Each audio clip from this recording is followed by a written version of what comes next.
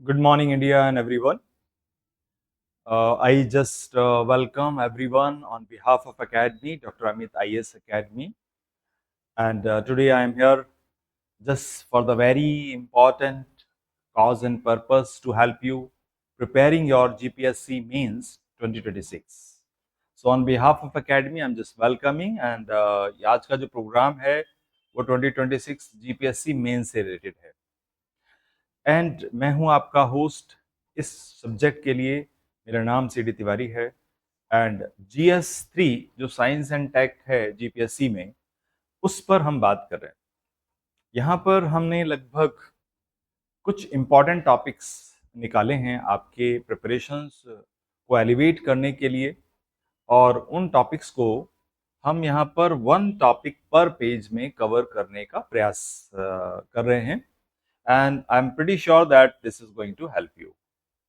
So before I proceed, I would like to tell you, like, I have got experience of 4 state TCS interview and a good many years of teaching in the subject.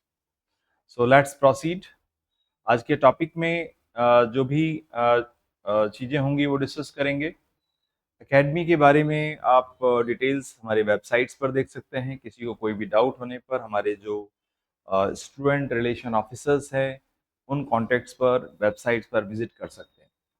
तो the very first thing that I want to tell you is the content of the paper. GS3 का जो GPSC Gujarat public service commission के द्वारा आयोजित होने वाला exam है उस पर थोड़ी सी बात करते हैं. तो ये जो पेपर होगा, नंबर्स यहाँ पर है.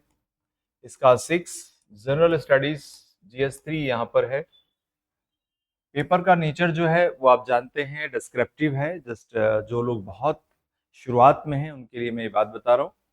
ये वाला भी, इसकी जो वेटेज है 250 इंग्लिश मीडियम में होगा और गुजराती में. और कोई मीडियम गुजरात में एप्लीकेबल नहीं है. Either you are the student of English और Gujarati, these two medium only will work there. This हर पेपर लगभग आपको 3 घंटे में लिखना है.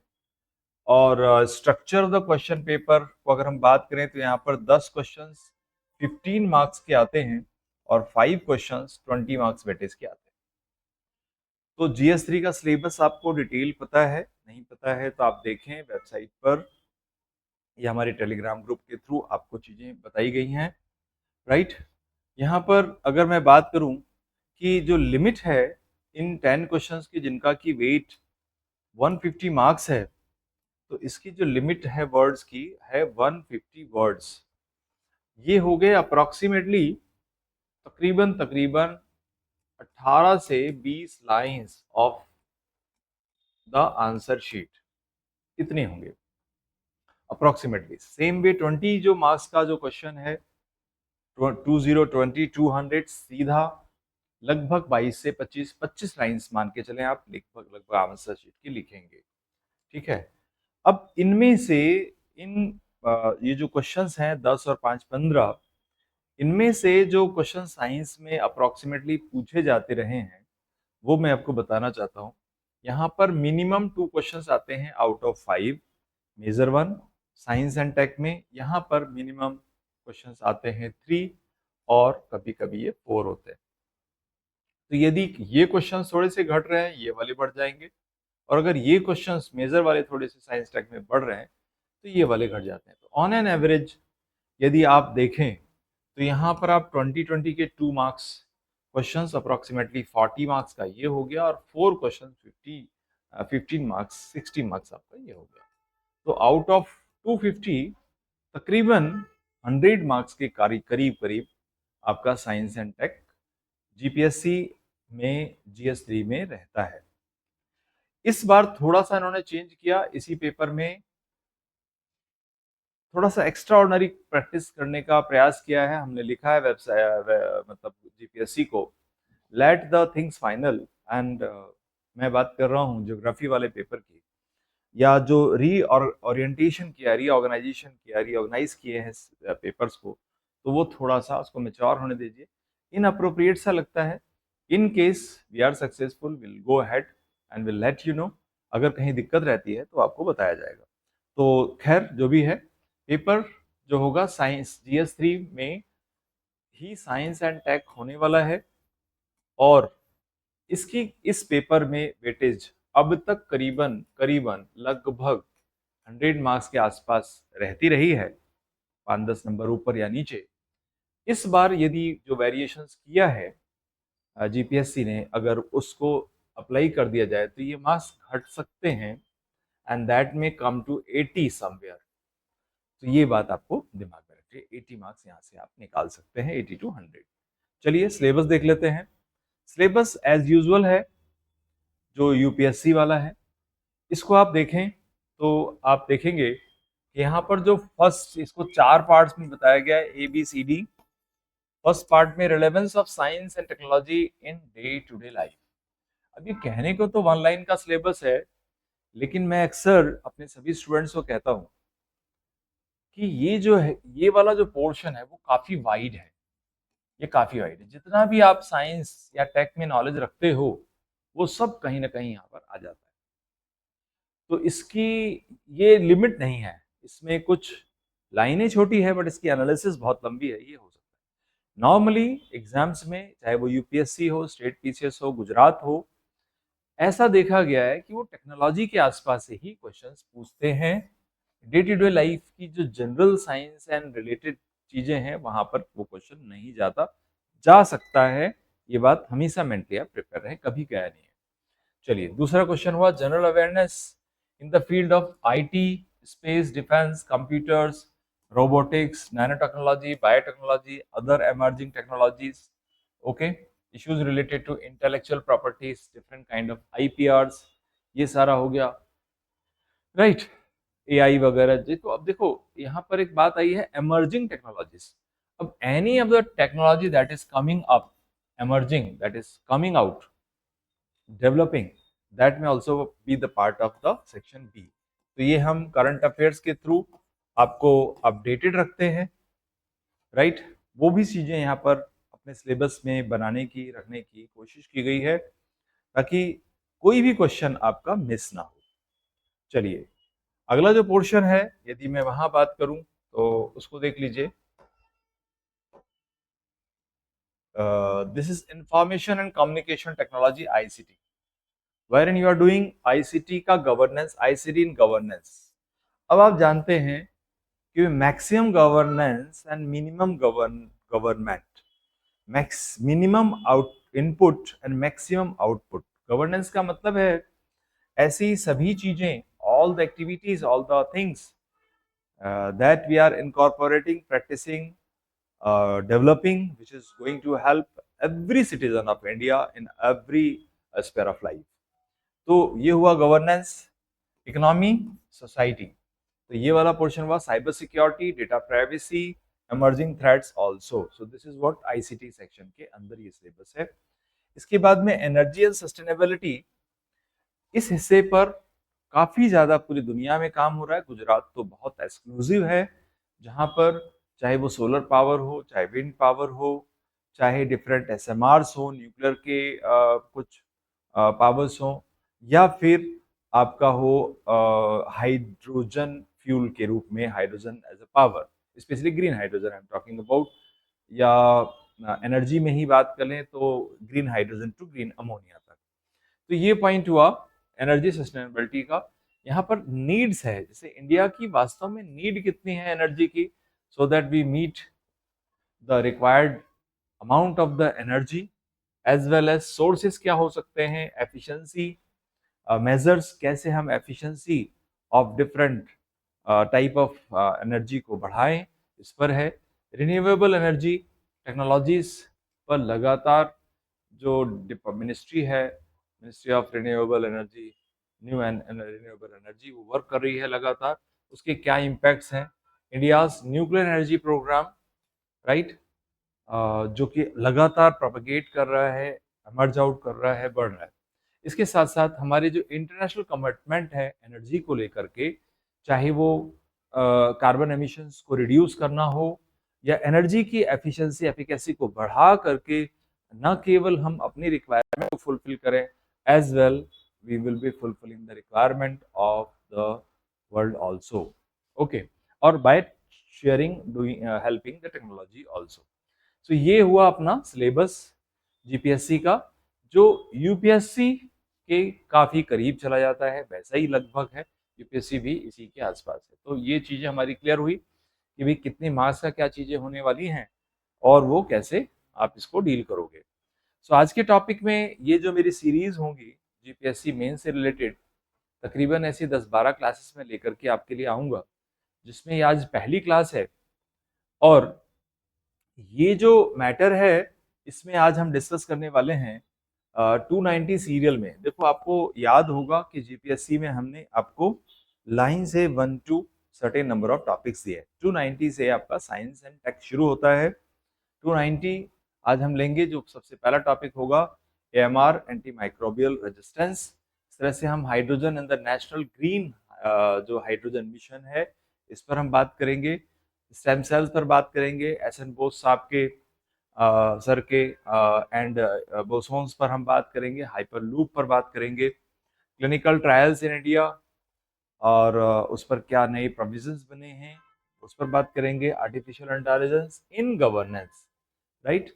तो in governance India AI mission, AI revolution in health care and education. तो देखो एप्लीकेशन में तो बात आ गया गवर्नेंस का, हेल्थ केयर का और आपका एजुकेशन का। बाकी जो रिवोल्यूशन में कैसे हम कितना हमने आउटले रखा है बजट इसको डेवलप करने के लिए, ठीक है, एआई फॉर ऑल क्या है और साथ ही साथ मिशन क्या है, ये जो टॉपिक्स होंगे आज हमारे इसकी क्लास में हम करने वाले हैं। सो आई एम प्रीटी श्योर यहाँ तक चीजें आपको क्लियर है। Okay, let's proceed for the very first topic. आज का जो सबसे पहला टॉपिक है वो मैं लूंगा, और साथ ही साथ मैं यहाँ ये बता दूं कि this class is not just very fundamental. हम चीजों को डिस्कस कर रहे होंगे। I expect that you are qualified pre prelims और at least you have that much efficiency. उस कैंडिडेट के लिए क्लास है। Any of the candidate who is just preparing things from just basic, वहां उस लेवल पर नहीं हम बात करेंगे, just to save the time in that course so that we may help students who are preparing for the mains, GPSC या UPSC या किसी भी स्टेट पीसीएस के लिए। तो इसमें से सबसे पहला टॉपिक है एंटी माइक्रोबियल रेजिस्टेंस। अब देखो बेसिकली क्या है ये एएमआर, एक एबिलिटी है। एएमआर जो होता है एक एबिलिटी होती है, किसकी, माइक्रो ऑर्गेनिजम्स की एबिलिटी है कि जो सरवाइव करें to exposure of the microbial drug. तो एक ऐसी स्थिति बन गई है कि माइक्रोब्स को अगर हम एंटीबायोटिक दे दें, माइक्रोब्स के ऊपर सुटेबल एंटीबायोटिक दे दें, तो वो मर जाने चाहिए, किल हो जाने चाहिए, या उनकी जो पॉपुलेशन है उनकी जो ग्रोथ है वो इनहिबिट हो जानी चाहिए, ठीक है। या तो साइडल होंगे या स्टैटिक कंडीशंस में होंगे, एंटीबायोटिक साइडल, एंटीबायोटिक स्टैटिक कंडीशंस में होंगे। लेकिन जब एएमआर डेवलप हो जाता है तो ये जो माइक्रो ऑर्गेनिजम्स हैं ये इनके ऊपर ये जो ड्रग्स हैं काम ही नहीं कर रही है, जो पहले कभी काम करती थी, जो उनकी ग्रोथ को रोक सकती थी, जो उनको किल कर सकती थी, राइट। अब आज की तारीख में अभी क्या हुआ कि उन्होंने रेजिस्टेंस डेवलप कर दिया है, और ये रेजिस्टेंस डेवलप किया है नेचुरल सिलेक्शन के थ्रू, जहां पर जीन म्यूटेशन होता है, और उसके बाद में ये जो रेजिस्टेंट माइक्रो ऑर्गेनिजम्स हैं ये सरवाइव करते हैं, साथ ही साथ में मल्टीप्लाई करते हैं। वो जो अपना रेजिस्टेंस है they pass that genes to the other micro organisms, other organisms also. तो यानी वो साइड में जो बाकी आसपास के माइक्रो ऑर्गेनिजम्स हैं या ऑर्गेनिजम्स हैं उनके जीन म्यूटेशन का कारण भी बन सकते हैं। तो ये हो गया हमारा, एक्सेलरेट हो रहा है ये प्रोसेस, लगातार बढ़ते जा रहा है ये समस्या। WHO के हिसाब से, वर्ल्ड हेल्थ ऑर्गेनाइजेशन के हिसाब से एएमआर जो है एंटी माइक्रोबियल रेजिस्टेंस, ये टॉप की global, one of the top global public health threats है, ठीक है। Warning of a possible return of post antibiotic era. तो इस वाले सेक्शन पर हम थोड़ा सा बाद में बात कर लेते हैं। यहाँ पर देखिए कि जो WHO की टॉप 10 प्रॉब्लम्स को रिकॉग्नाइज किया गया है उनमें से एक है आपका एएमआर। आई होप ये चीजें क्लियर हुई। अब इसकी वजह से क्या होगा कि जो ड्रग्स आज की तारीख में बेस्ट से बेस्ट क्वालिटी के ड्रग्स माइक्रोब्स को डील करने के लिए पूरी दुनिया में यूज किए जा रहे हैं, वो सब फेल होने की स्थिति में आ जा रहे हैं और हम लोग पोस्ट एंटीबायोटिक एरा में पहुंच जाएंगे। मतलब माइक्रोब्स तो हैं, उनमें वेरिएंट्स नए बन गए हैं नेचुरल सिलेक्शन के थ्रू, लेकिन क्या हो गया है, कोई ड्रग हमारे पास नहीं है। तो ऐसी स्थितियों को फेस करना पड़ेगा where common infections again become deadly. छोटे छोटे इन्फेक्शन भी जानलेवा साबित होंगे। तो हाउ रेजिस्टेंस डेवलप, ये हमने डेवलप कर लिया। इसका कारण है genetic mutation, horizontal gene transfer के थ्रू ये स्प्रेड करेगा बैक्टीरिया वाया प्लाज्मिड। इसकी वजह से ट्रांसफॉर्मेशन होगा, ट्रांसडक्शन होगा इवन अक्रॉस डिफरेंट स्पीसीज। ये जो जीन का म्यूटेशन हो रहा है दैट में अफेक्ट अदर ऑर्गेनिजम्स आल्सो। तो देखो कौन कौन से ऐसे ड्राइवर्स हैं, कौन कौन से ऐसे कारक हैं, फैक्टर्स हैं which are responsible for the spread of AMR in India. तो उनमें से सबसे पहला हुआ unregulated access without prescription fuel the misuse. तो basically over the counter sale of antibiotics, antibiotic के सेल बहुत ज्यादा लेवल पर बढ़ा हुआ है। साथ ही साथ में हर कोई अपने अपने ढंग से सेल्फ मेडिकेशन कर रहा है, दवाइयों को खुद ही ले रहे हैं। ओके, ऐसी सिचुएशंस यहाँ पर हैं। Okay, self medication and incomplete course. मान लीजिए किसी डॉक्टर ने कोर्स दिया 5 दिन के लिए, पर लोग 3 दिन ले रहे हैं। नतीजा क्या हुआ, जो सब optimal dosing select for the resistant strain, तो रेजिस्टेंट स्ट्रेन बन सकते हैं, वो माइक्रोब्स पूरे किल नहीं हुए।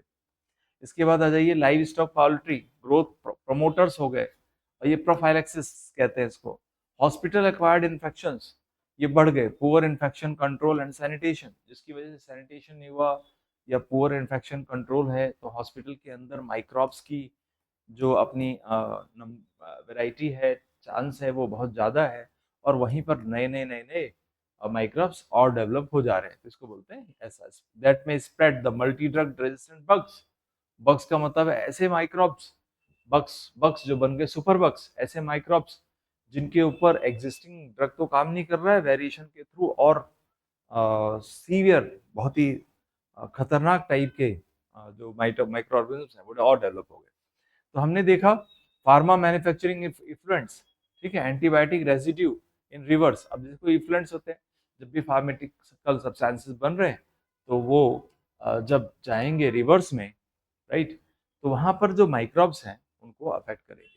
ग्लोबल इंडिया रिस्पांस क्या है इसका, WHO एक्शन प्लान 15 जरूर मेंशन करें कि WHO 2015 पर ये इस बात को एक्शन प्लान उन्होंने शेयर किया।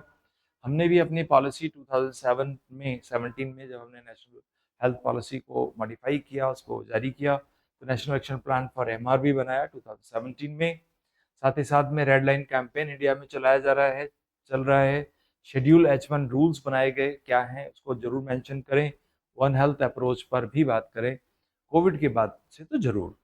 तो ये बेसिकली यहाँ यही है कि भाई प्लान में awareness, surveillance, stewardship, sanitation, different kind of R&D, it should continue, ये चलते रहना चाहिए। फिर 17 में जब हमने ये पॉलिसी बनाई तो उसमें क्या है कि भी road map align to WHO across human, animal and the environment. Red line campaign जरूर मेंशन करो, जिसके अंदर बताओगे भी रेड लाइन वर्टिकल लाइंस होती हैं on the packs of medicine to warn against the use without prescription, कि भाई विदाउट प्रेस्क्रिप्शन इस दवा को नहीं लिया जाना चाहिए। तो कोई मेडिकल की कोई स्ट्रिप है, दवाई है, ठीक है, वो दवाई का पैकेट है, अगर उस पर कहीं पर भी ऐसे रेड लाइंस अंदर कहीं ड्रॉ की गई हैं, रेड वर्टिकल लाइंस हैं, तो इसका मतलब ये ना तो मेडिकल स्टोर चलाने वालों को या फिर ना लेने वालों को इन दवाइयों को बिना प्रेस्क्रिप्शन के नहीं लिया जाना चाहिए। ये है रेड लाइन कंपेन। फिर आप बात कर लीजिए शेड्यूल H1 रूल्स, तो रेगुलेट करेगा sale of okay specified antibiotic, इनका जो है शेड्यूल रिकॉर्ड रखना पड़ेगा सेलर को। इसके बाद में one health approach, what is that, ये कोऑर्डिनेट करता है human, animal, environment and all. सर्वे भवन्तु सुखिनः सर्वे सन्तु निरामया, राइट, माने जीव, पृथ्वी के प्रत्येक जीव सुखी हो, संपन्न हो और वो समृद्ध हो, साथ ही साथ स्वस्थ हो, इसकी कल्पना हम अपनी भूमि से करते हैं। तो ऐसे इसी अप्रोच को बोलते हैं हम one health approach. One health approach का मतलब अगर प्लांट भी कहीं बीमार हैं, एनिमल्स बीमार हैं, या उनके ऊपर उनके अंदर कोई भी माइक्रोऑर्गेनिज्म डेवलप हो रहा है, कुछ ऐसा डेवलप हो रहा है, तो वो माइक्रोब्स भी इम्पॉर्टेंट है, उनको केयर करना इम्पॉर्टेंट है। क्यों? क्योंकि वो एक दूसरे को लगातार पूरे नेचर को अफेक्ट करेंगे, and later in the last human beings also. So that is what one health approaches. तो यहाँ पर हमने बताया कि institutions and surveillance, ICMR, MR network है। Indian council of medical research runs antibiotic resistance surveillance है। एक मिनट,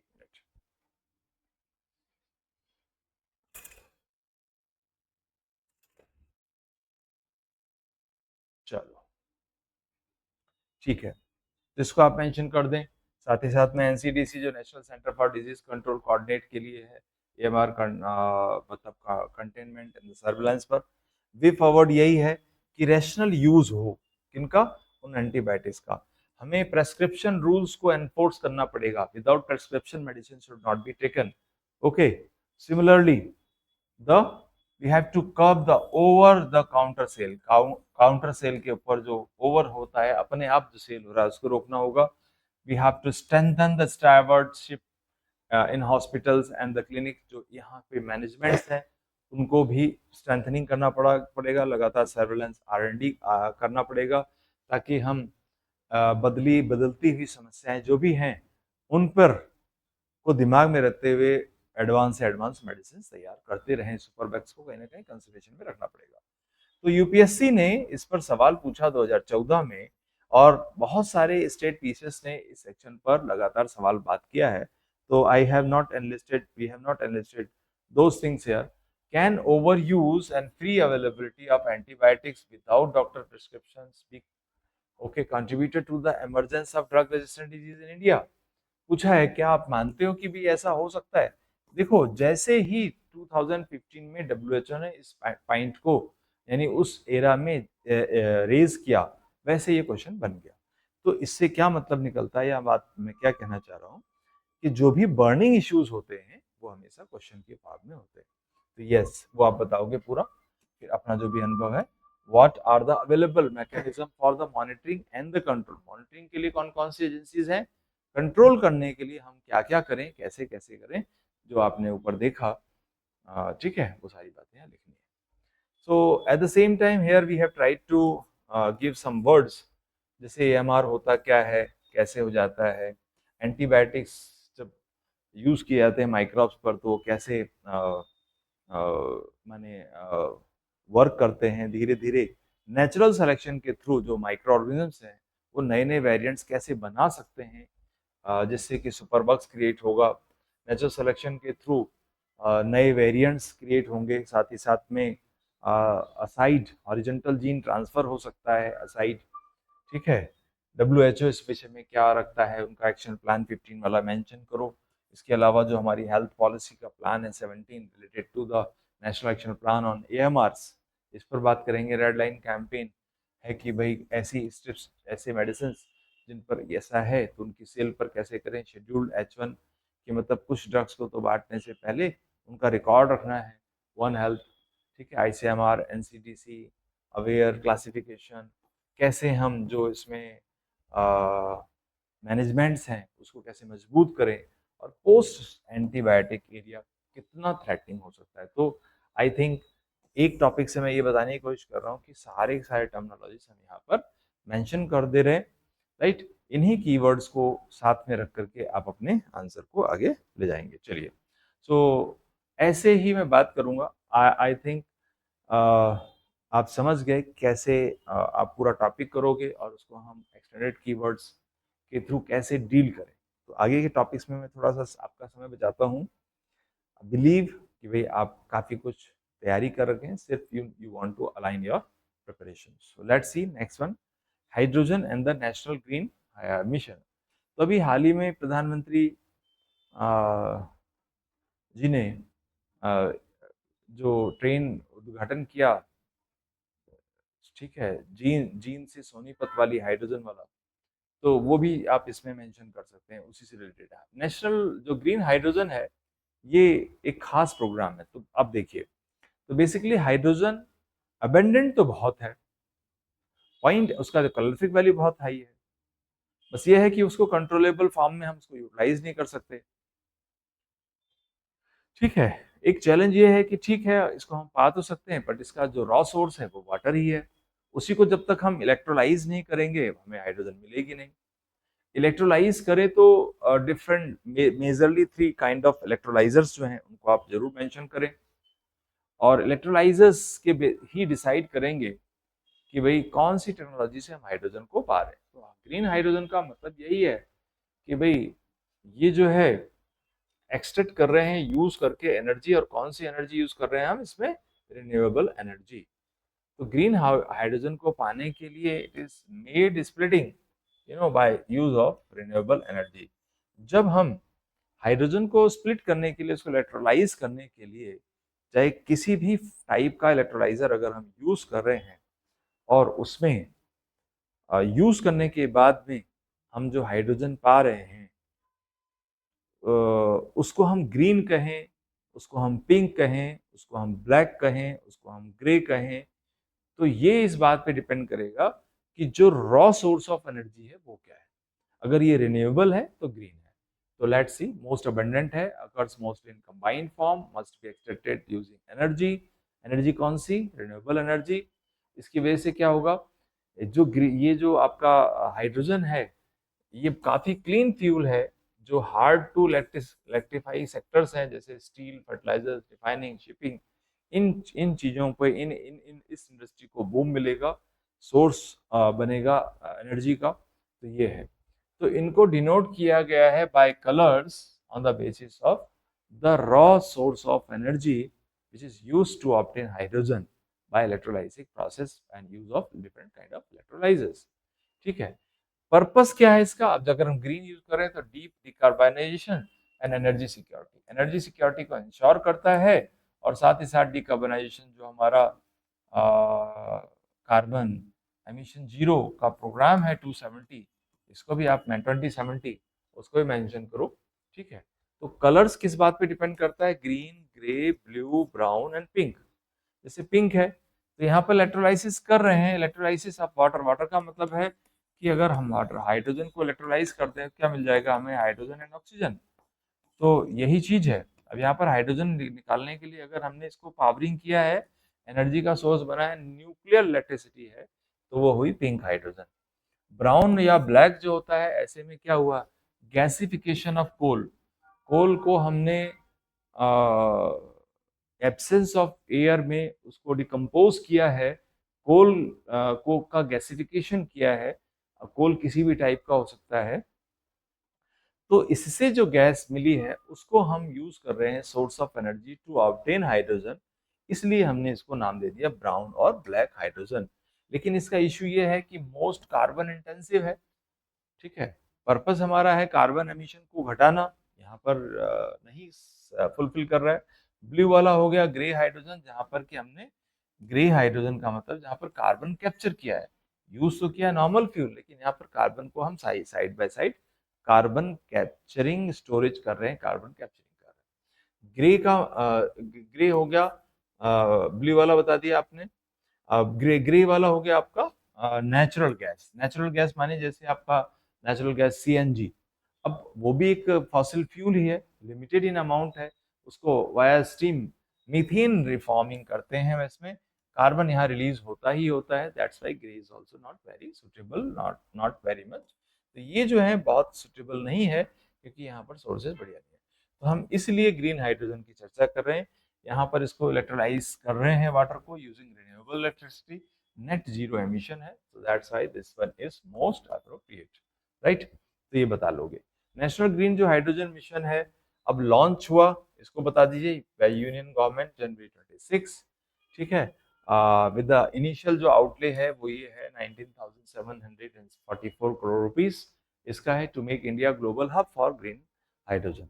तो यहाँ पर जैसे जैसे quality of electrolysers, system of electrolysers, जो बेसिक इंफ्रास्ट्रक्चर है वो डेवलप होगा, वैसे वैसे हम हाइड्रोजन की प्रोडक्शन टेक्नोलॉजी, हाइड्रोजन की प्रोडक्शन की जो इकोनॉमी है उसको तेजी से ग्रो कर पाएंगे।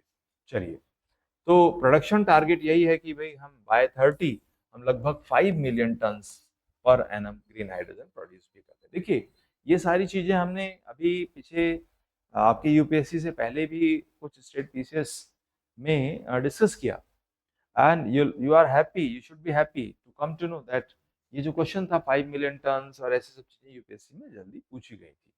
ठीक है, एप्लीकेशन बेनिफिट है तो इसका जोग्राफिकल एस्पेक्ट भी देख लीजिए कहाँ कहाँ पर ये है।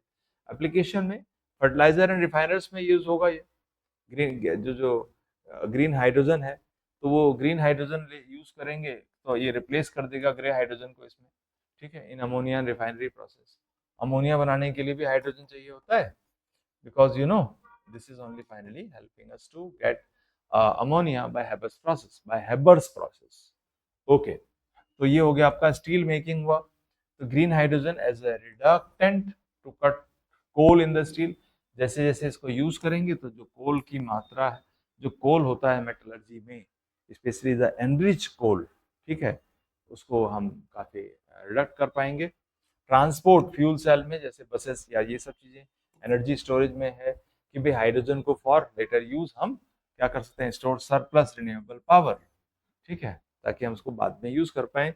इसके अलावा एक्सपोर्ट कर पाएंगे हाइड्रोजन को एंड ग्रीन अमोनिया को।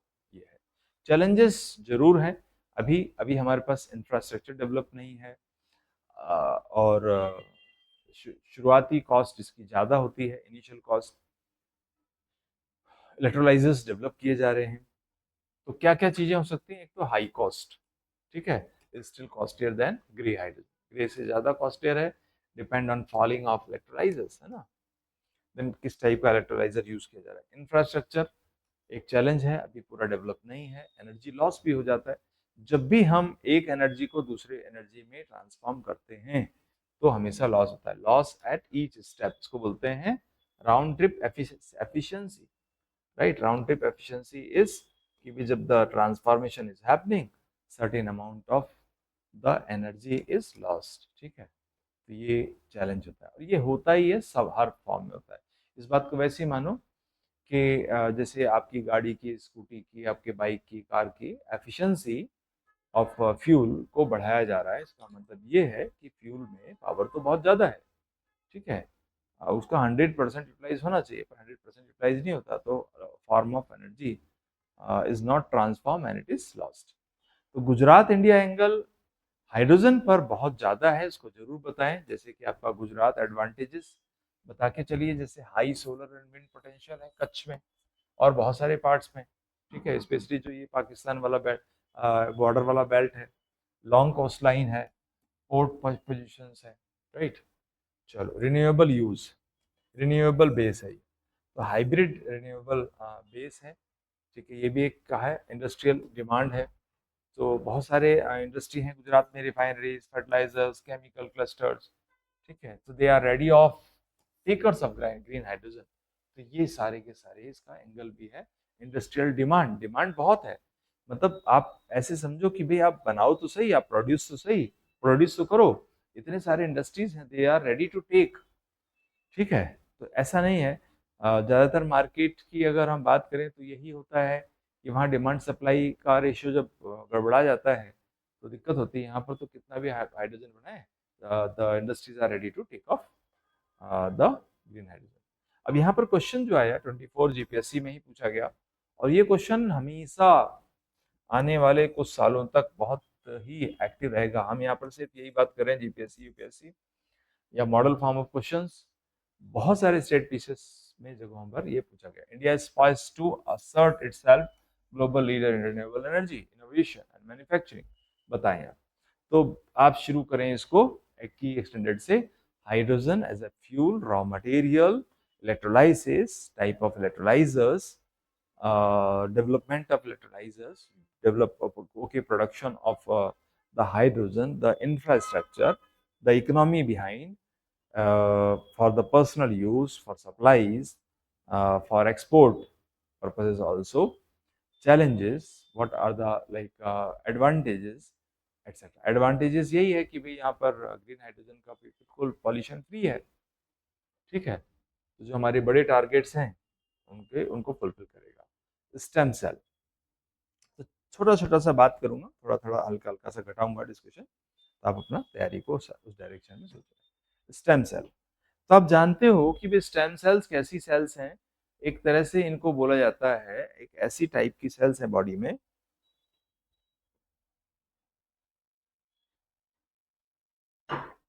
जो कि स्टेम सेल्स ऐसी सेल्स हैं जिनमें कैपेसिटी है किसी भी सेल को जनरेट करने की। इस बात को शुरुआत वैसे ही कर लो कि भाई जिस समय किसी भी व्यक्ति का, किसी भी जीव का जायगोट बनता है माँ के फैलोपियन ट्यूब में, तो जो जायगोट है वो टोटीपोटेंट सेल है, माने वो स्टेम सेल है। उस सेल के अंदर इतनी कैपेबिलिटी है जो कि किसी भी टाइप के, आगे टाइप ऑफ सेल बना सकता है, किसी भी टाइप का टिश्यू बना सकता है, किसी भी टाइप का आगे ऑर्गन बनाएगा।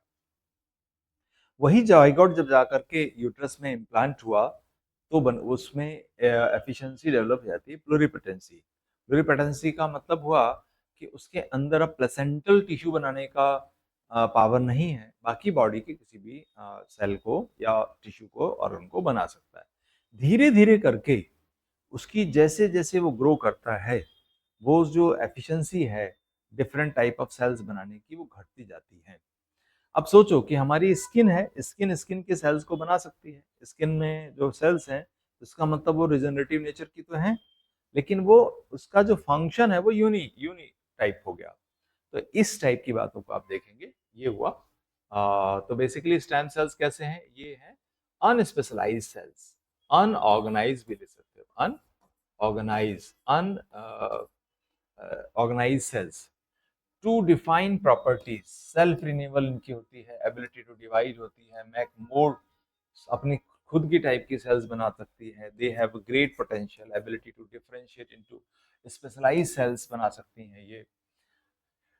ठीक है, बॉडी इंटरनल रिपेयर सिस्टम में काम करता है, रिप्लेस कर सकता है वॉर्न एंड डैमेज सेल्स को। ठीक है, इसकी भी पोटेंशियल है। साथ ही साथ आप बात करें, they promise the lines, regenerative medicine के रूप में उपयोग हो सकती हैं, right. Growing tissue to treat diseases, injury, screening drugs, बहुत सारा।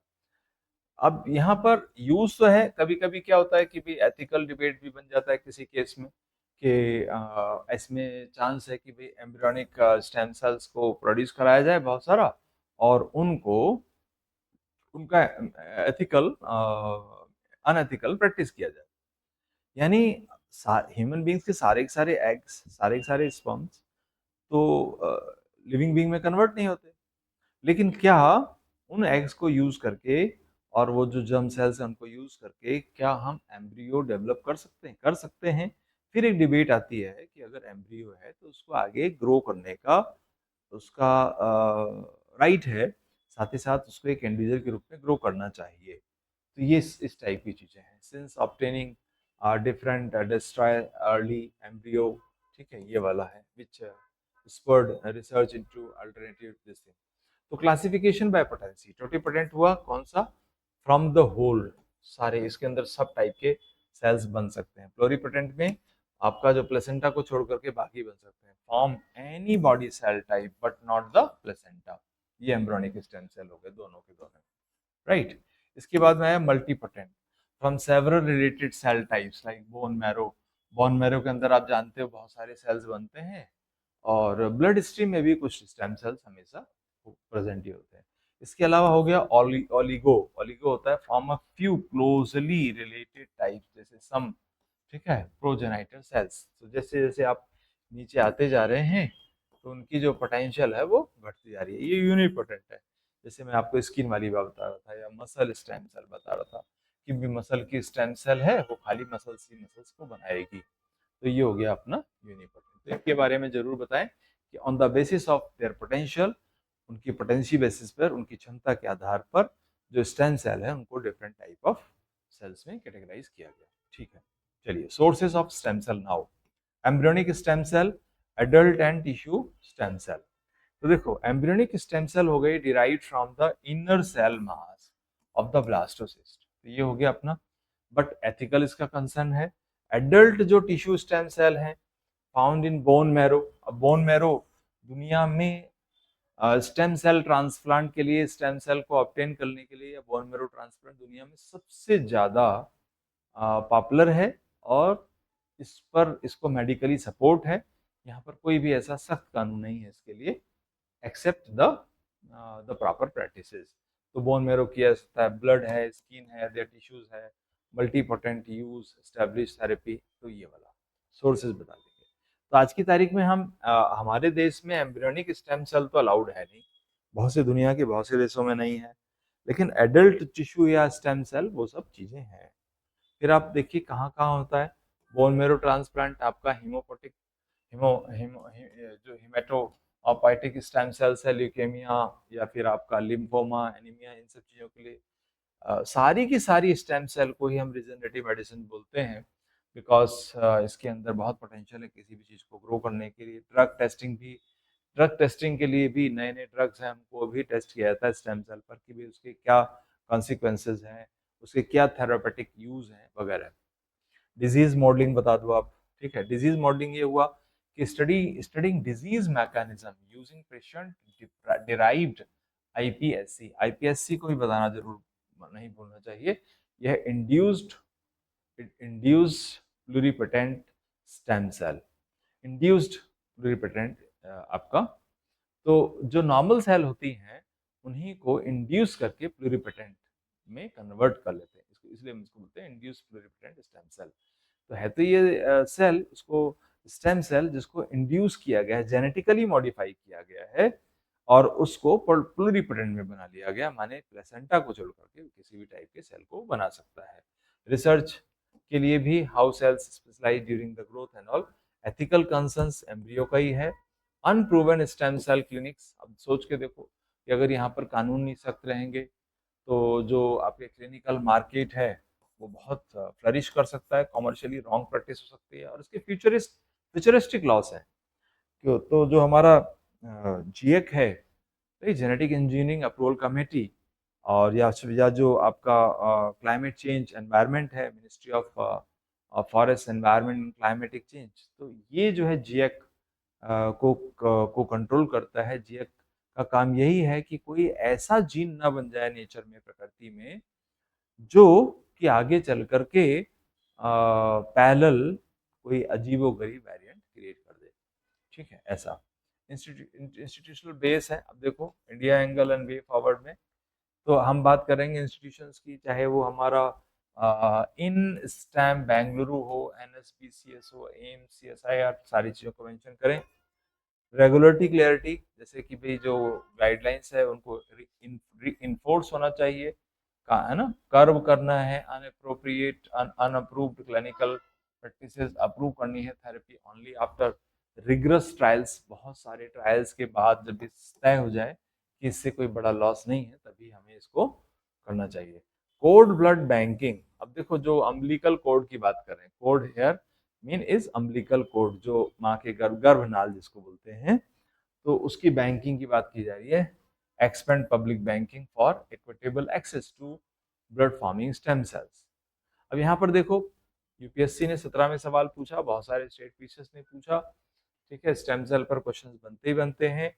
तो ये जो थेरेपी है काफी पॉपुलैरिटी गेन कर रही है just because of its application being regenerative medicine, ठीक है। तो डिस्क्राइब करना है यहाँ पर briefly what stem cell therapy is. तो बेसिकली जो थेरेपी ही क्या है, माने इसका बेसिक कंसेप्ट पूछा हुआ है, साथ ही साथ में what advantages it has okay over the other treatment. दूसरे ट्रीटमेंट में क्या होता है कि बार बार उनको ट्रीटमेंट लेना है, पूरा लाइफ में ड्रग लेते रहना है, लेकिन ये रिजनरेटिव है, एक बार ठीक होने के बाद में स्टेम सेल अपने आप ही उस टाइप के सेल्स को बना सकती है, उस टाइप के केमिकल्स को बना सकती है, बॉडी में बायोकेमिकल्स को बना सकती है, ताकि बॉडी पूरा लाइफ हेल्दी रहे। तो ये वाली बात सारी बतानी है। So that's on.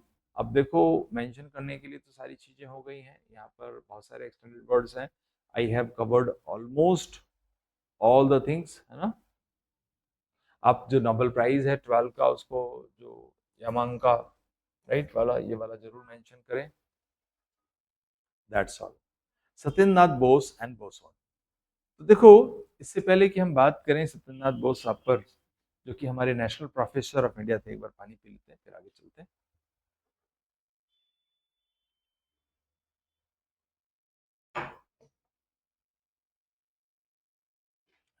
चलो, तो ये हमारा हो गया फंडामेंटल पार्टिकल्स पर बात की।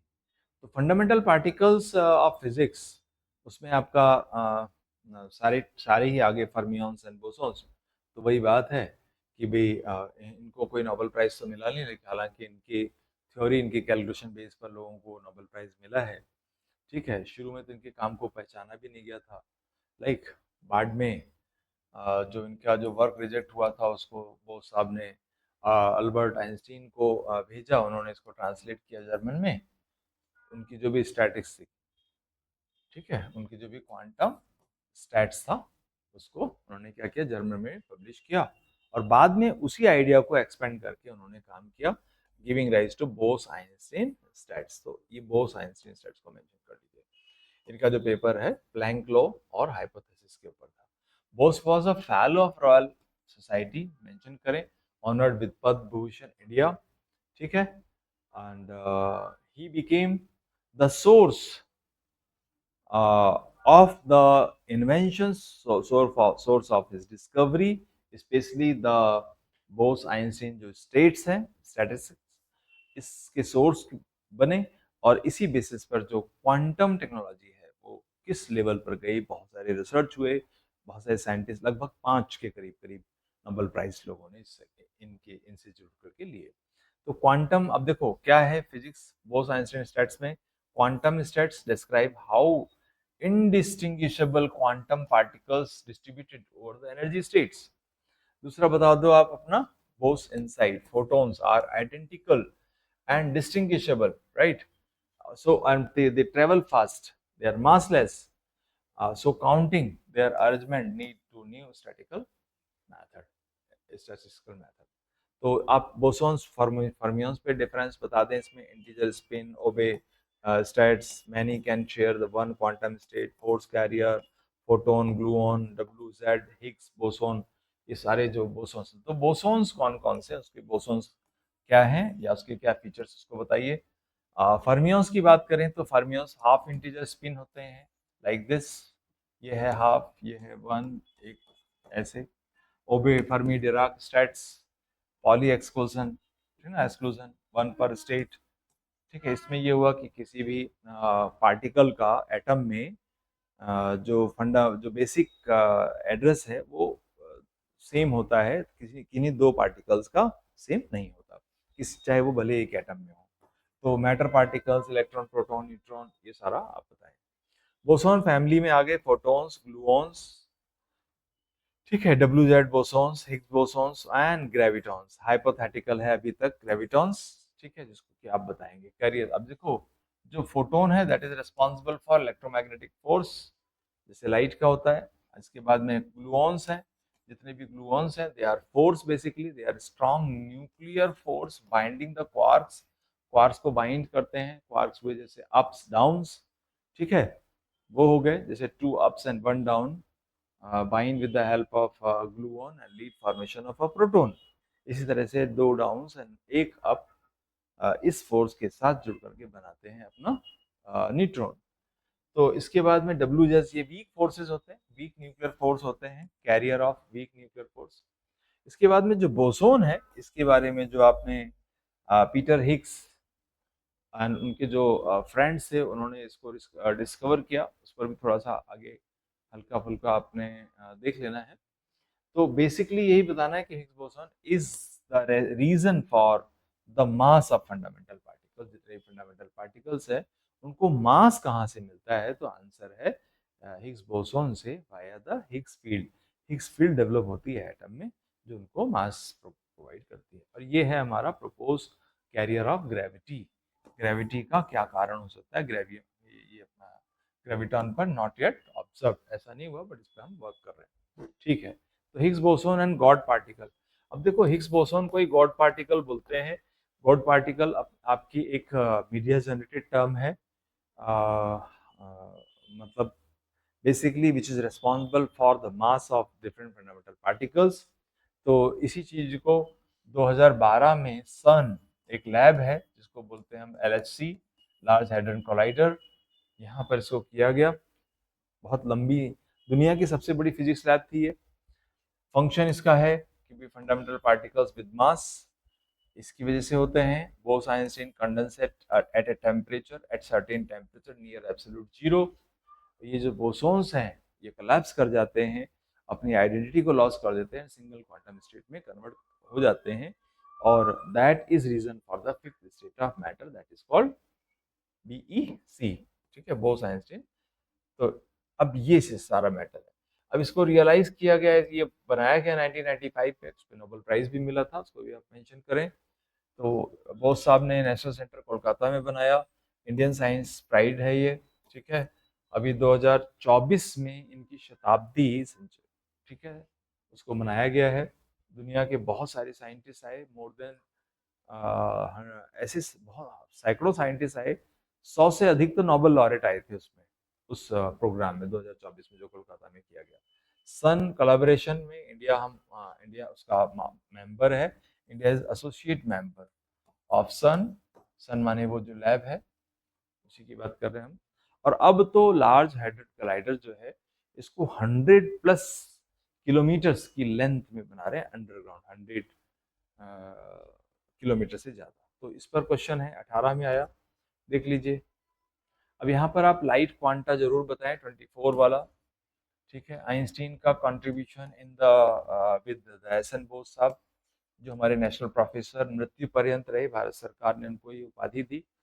For his whole life he was national professor for India, national professor of India. Bose Einstein stats जो है उसी बेस को बनाते हैं, बहुत सारी रिसर्च हुई है। बोसोन्स वर्सेस फर्मियंस जरूर बताइए।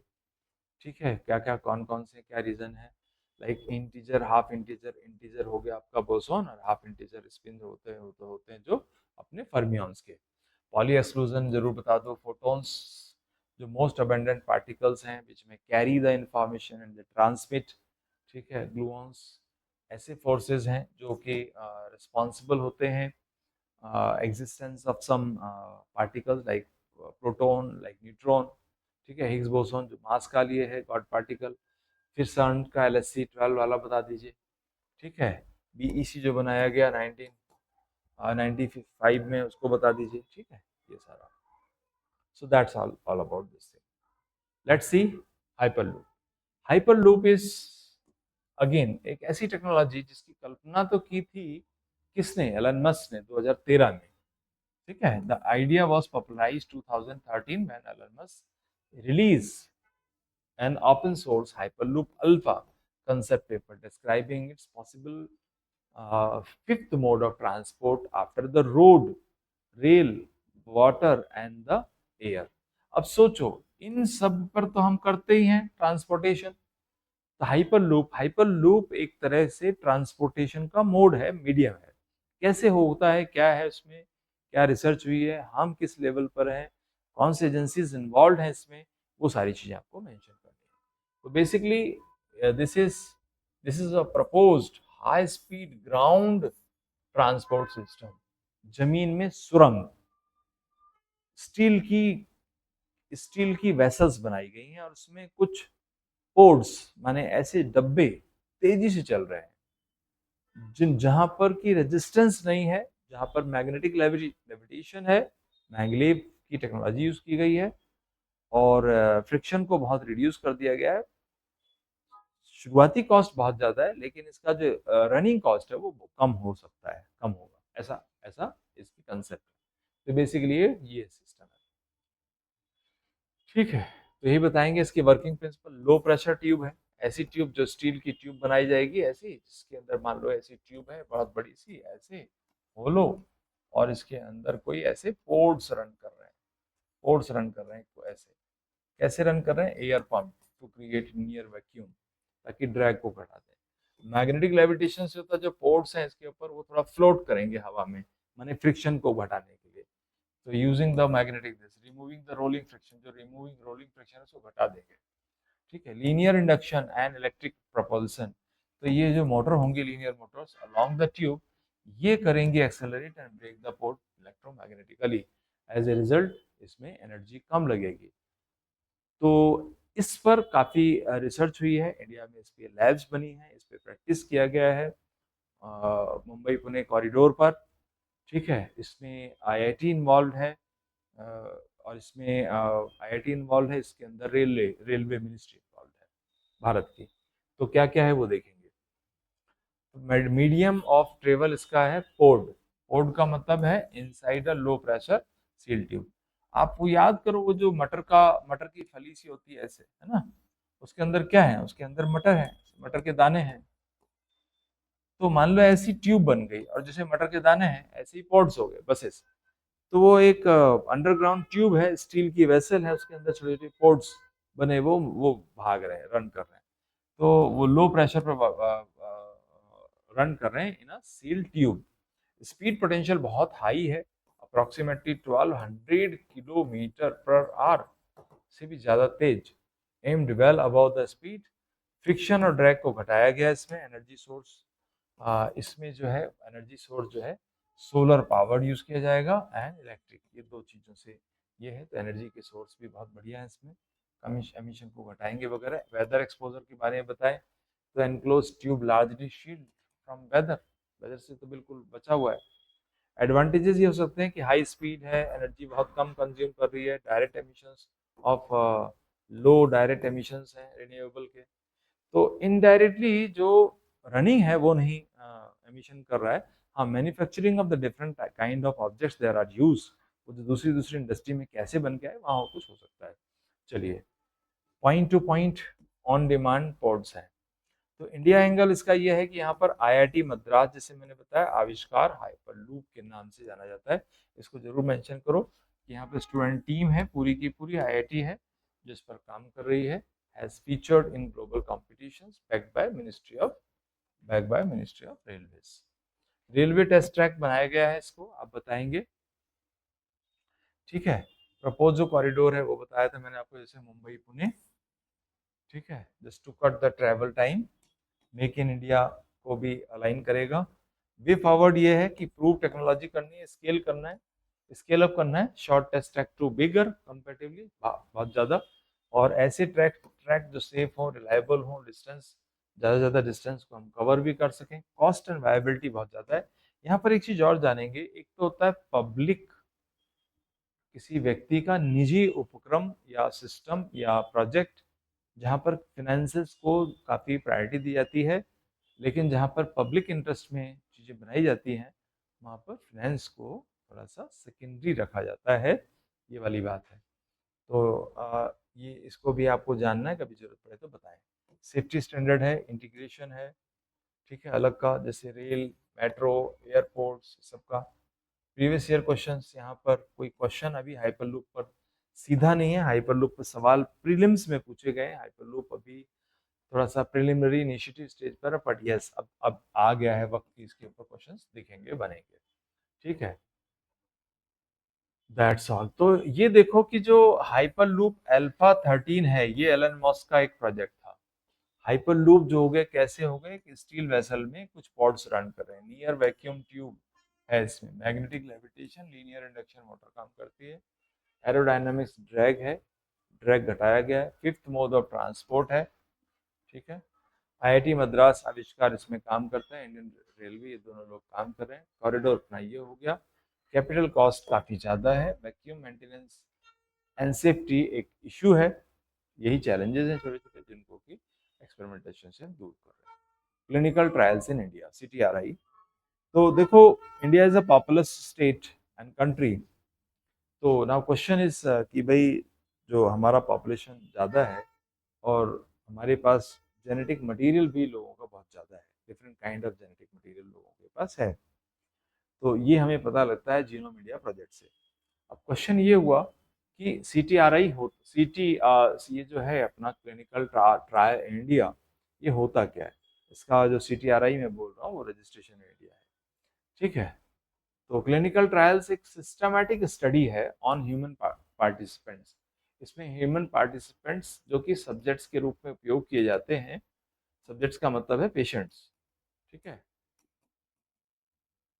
पेशेंट्स हैं ये।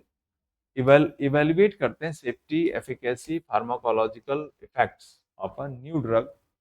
किसी भी कोई नई ड्रग हो, कोई वैक्सीन हो, कोई मेडिकल डिवाइस हो, ट्रीटमेंट के लिए उसको टेस्ट किया जाता है। वैसे डिवाइस माने जैसे कि भी ब्लड वेसल के अंदर कोई आपका स्टंट डाल दिया गया, स्टेंट डाल दिया गया। तो कोई ड्रग है बायोकेमिकल के रूप में, वैक्सीन है, मेडिकल ये है, ये सब चीज़ें before it can be marketed. India is major destination for clinical research. ठीक है, बहुत ज़्यादा है। क्यों? अब इस पर जरूर मेंशन करो कि एक तो हम बहुत ज़्यादा पॉपुलेशन है और जेनेटिकली डाइवर्स पॉपुलेशन है। Genetically diverse population on the basis of genome India project पर आप बताएं।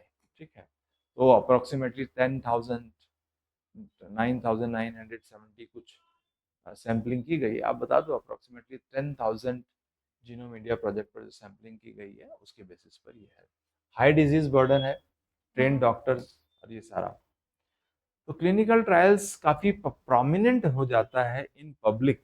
पब्लिक में काफ़ी प्रोमिनेंट डिबेट है ये एक कि भी इसको अलाउ भी करना है कि नहीं करना है।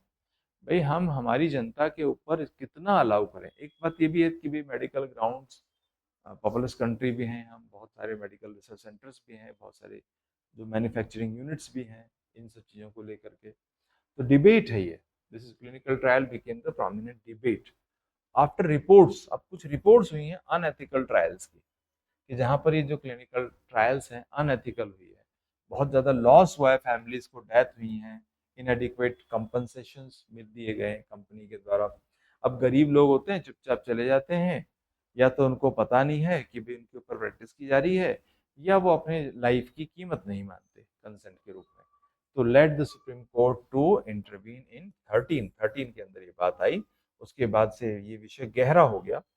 ठीक है, and Titan the oversight. So basically clinical trials in India के का सबसे बड़ा रीजन है कि the population and the genetical diverse population. इसकी वजह से ये जो ड्रग्स हैं, नए नए वैक्सीन हैं या फिर कोई डिवाइसेस हैं, ट्रीटमेंट के ना डिवाइसेस या कोई ट्रीटमेंट है, इनको अप्लाई किया जाता है before it can be marketed, इससे पहले कि वो पूरी तरह से प्रैक्टिस में आए।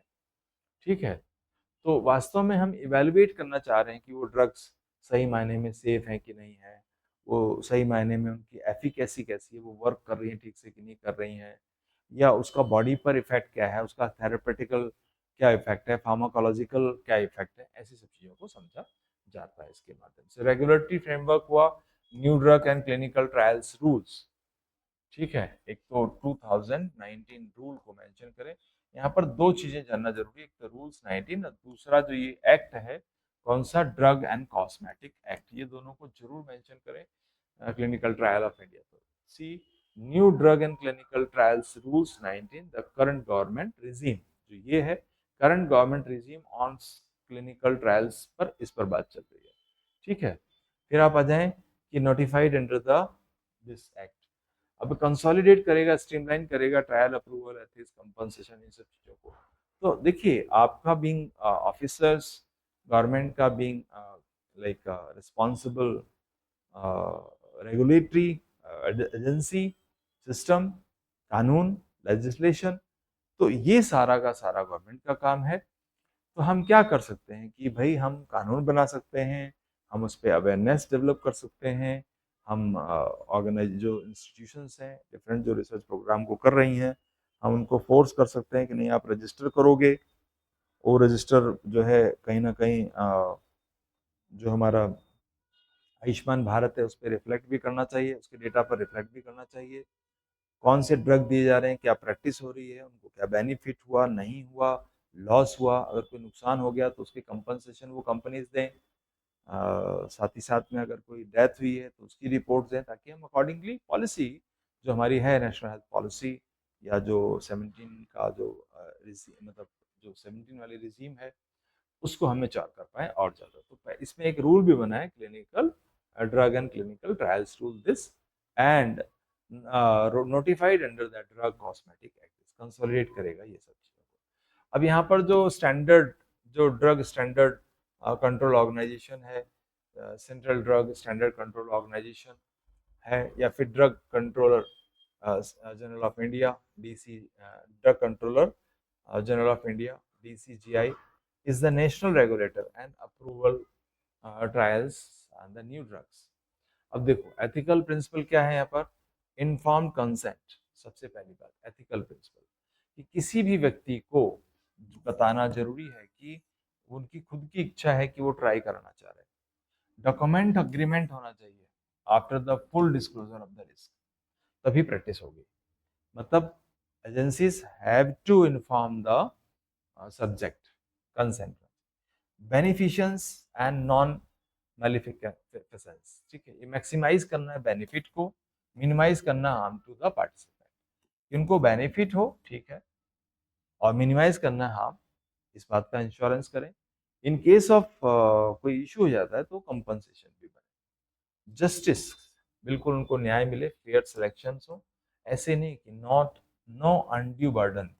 ठीक है, ज्यादातर ये भी देखा गया कि यहाँ पर जो तबका है जिनके ऊपर ट्रायल्स किए गए थे, वो comparatively financially weaker section people, vulnerable थे जो।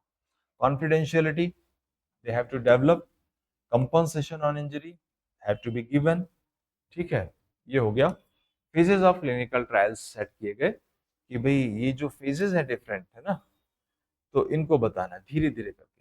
प्री क्लिनिकल, इससे पहले कि किसी भी पेशेंट पर कोई भी केमिकल आए, तो ये फेजेस बनाए गए हैं क्लिनिकल ट्रायल्स के। Laboratory and animal study for preliminary safety, तो ये है प्रिलिमिनरी दिस।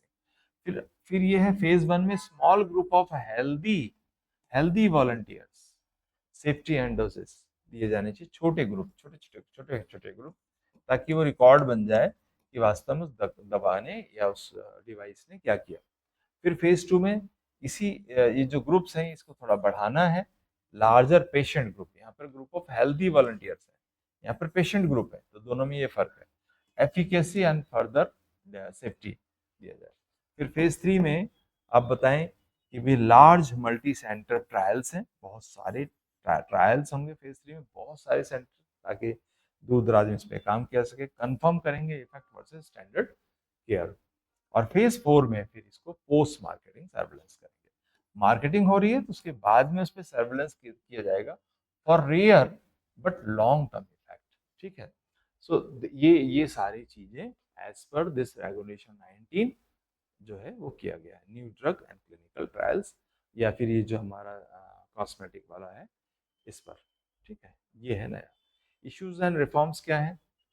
पास्ट अब्यूज है, इश्यूज ये है। Reports of trial without proper consent on illiterate and poor subject, subjects का मतलब पेशेंट्स। ठीक है, और डिलेड एंड डिनाइड कंपनसेशन, या तो मिला नहीं उनको या फिर देर से मिला, दोनों चीजें। Delayed compensation is also issues, deny and delayed compensation.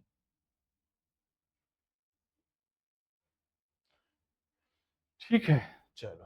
Compensation and care, mandatory free medical management, financial compensation for trial, injury, death, now codified. तो गुजरात वाला भी है, तो फार्मा हब है ही गुजरात, इसको बताओ। चाहे वो हमारा अहमदाबाद, बड़ोदरा, अंकलेश्वर, ये तीनों बड़े सेंटर्स है, सिटीज हैं। पोस्ट क्लिनिकल रिसर्च बहुत ज़्यादा हो रही है यहाँ पर, इंस्टीट्यूशनल बेस है, बहुत सारे कॉलेजेस यहाँ पर इन्वॉल्व हैं। प्रीवियस क्वेश्चन इस पर सीधा तो नहीं देखा गया क्लिनिकल ट्रायल्स पे, लेकिन जो स्टेट पीसीएस में इस पर सवाल बने हैं, तो आई होप ये चीज़ें बनेंगी। तो clinical trial, robust clinical trial are central to safe drug and vaccine development. ठीक है, ट्रायल्स जरूरी है भाई, ट्रायल जरूरी भी है। ड्रग्स डेवलप हों, वैक्सीन डेवलप हों, उनको सब्जेक्ट पर प्रैक्टिस किया जाए, एनिमल्स पे प्रैक्टिस किया जाए, उससे पहले लेबोरेटरी में प्रैक्टिस किया जाए, फिर छोटे छोटे हेल्दी लोगों पर, माने जिनको ज़्यादा नुकसान नहीं होना, उन पर किया जाए, फिर थोड़े से जो पेशेंट ग्रुप है उन पर किया जाए, फिर उसके बाद में बहुत सारे सेंटर्स बनाए जाएँ और सारी चीज़ें की जाएँ, और बाद में उस पर लगातार ऑब्जर्वेशन भी किया जाए। ठीक है, ये सारा। चलो, देन आर्टिफिशियल इंटेलिजेंस में, आर्टिफिशियल इंटेलिजेंस एआई में पूरा का पूरा टॉपिक चलेगा। यहाँ पर जो सीक्वेंस में, उसी सीक्वेंस में हम चल रहे हैं, लेकिन जब आप प्रिपेयर करेंगे तो थोड़ा सा सिस्टमेटिकली इसको प्रिपेयर कर लीजिएगा।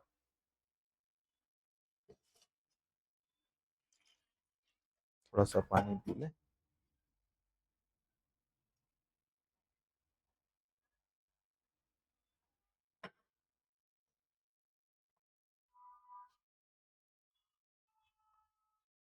चलो, ये हो गया हमारा आर्टिफिशियल इंटेलिजेंस इन गवर्नेंस।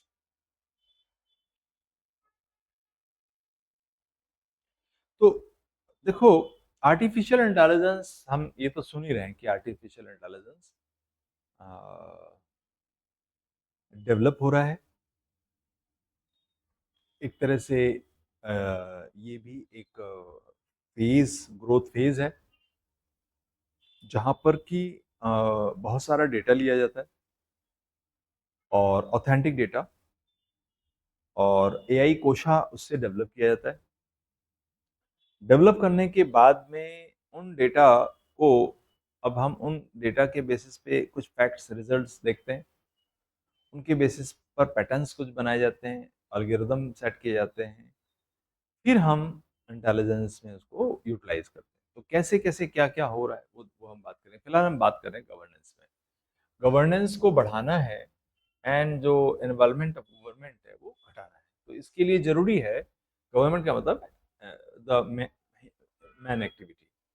तो मतलब हुआ इंटेलिजेंस जो होती है गवर्नेंस का, इसका क्या मीनिंग है? Use of ML, machine learning का यूज करना है, यूज ऑफ दिस एनएलपी जो नेशनल लैंग्वेज प्रोसेसिंग है ये, and computer vision and the data analytics करनी है। डेटा एनालिटिक्स,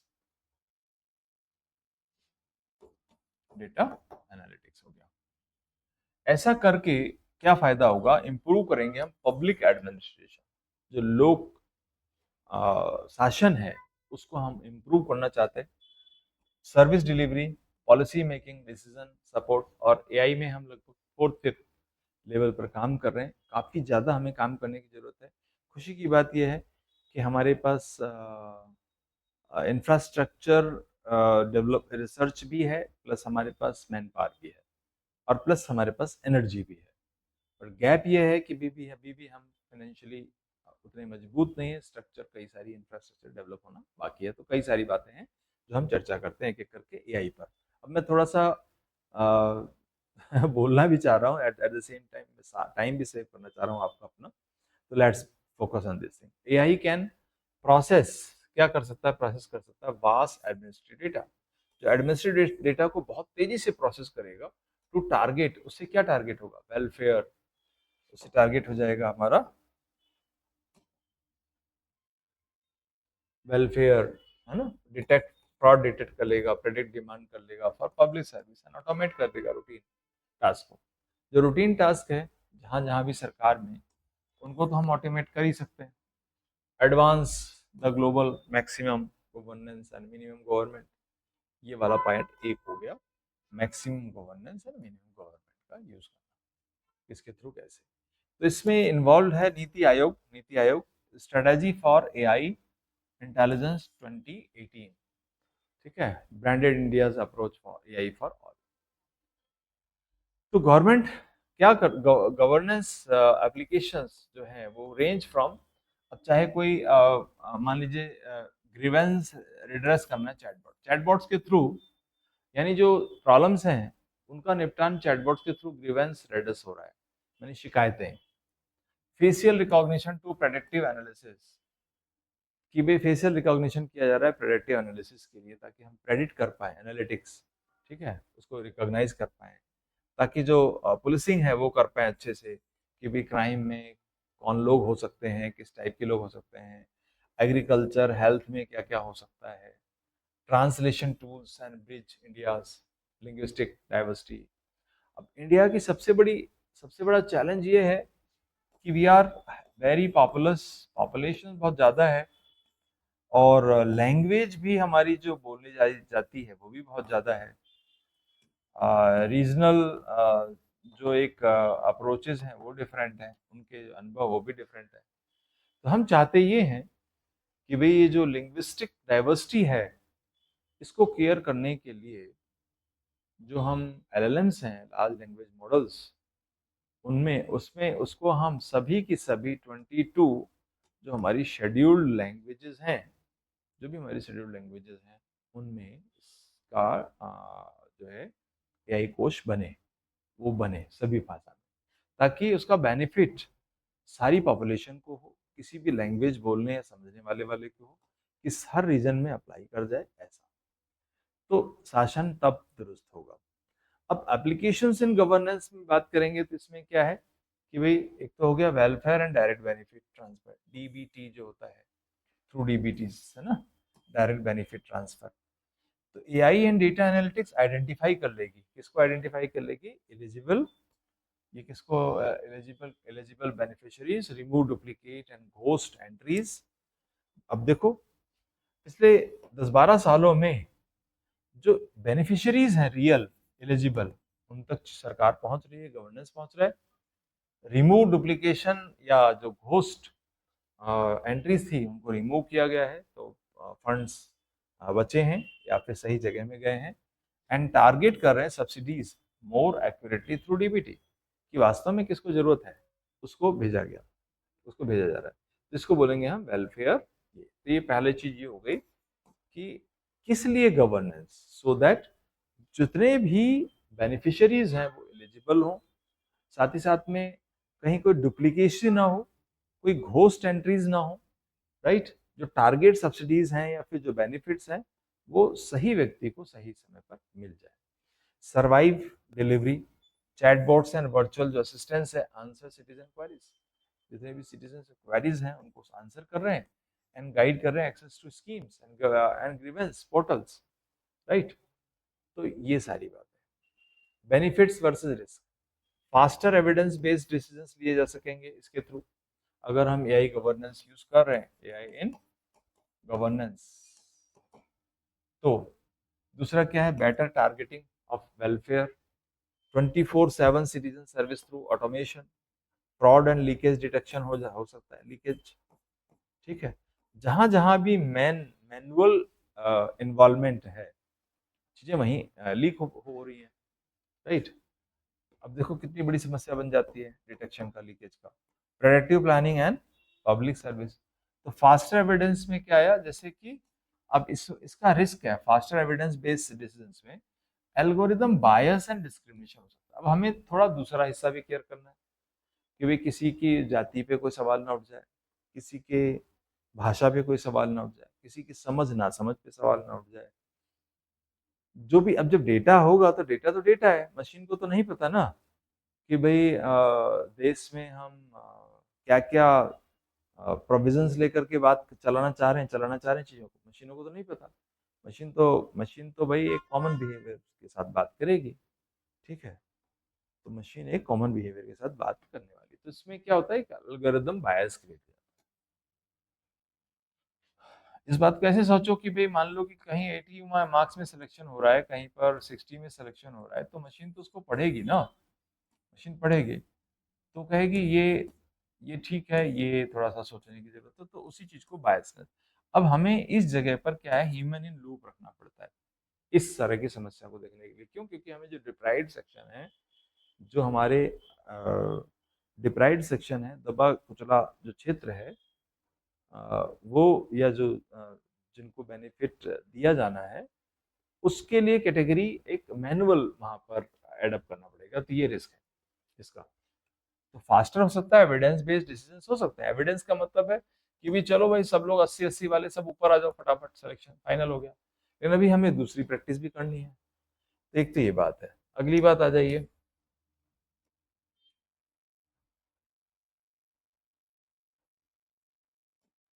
अगला बात हो गया better targeting welfare and subsidies, ठीक है? तो प्रिवेसी इरोजन हो सकता है यहाँ पर, मास सर्वेलेंस जरूरी है। ये ऑटोमेशन के थ्रू हुआ तो ओपेक ब्लैक बॉक्स डिसीजन है, ये ओपेक है, क्योंकि जो भी ऑटोमेशन होगा, ब्लैक बॉक्स डिसीजन का मतलब है कि दिख ही नहीं रहा है, तो वीक अकाउंटेबिलिटी हो गई यहाँ पर, सेट नहीं हुआ, पता नहीं कैसे हुआ। Fraud and detection, exclusion of the digitally literature, उन लोगों को नहीं पता लगा, ठीक है? ऐसे जॉब डिस्प्लेसमेंट का है, देखो प्रेडिक्टिव प्लानिंग, पब्लिक सर्विसेज, जैसे जैसे एआई आएगी तो जॉब में displacement in routine public work, ठीक है? तो ये हो गया।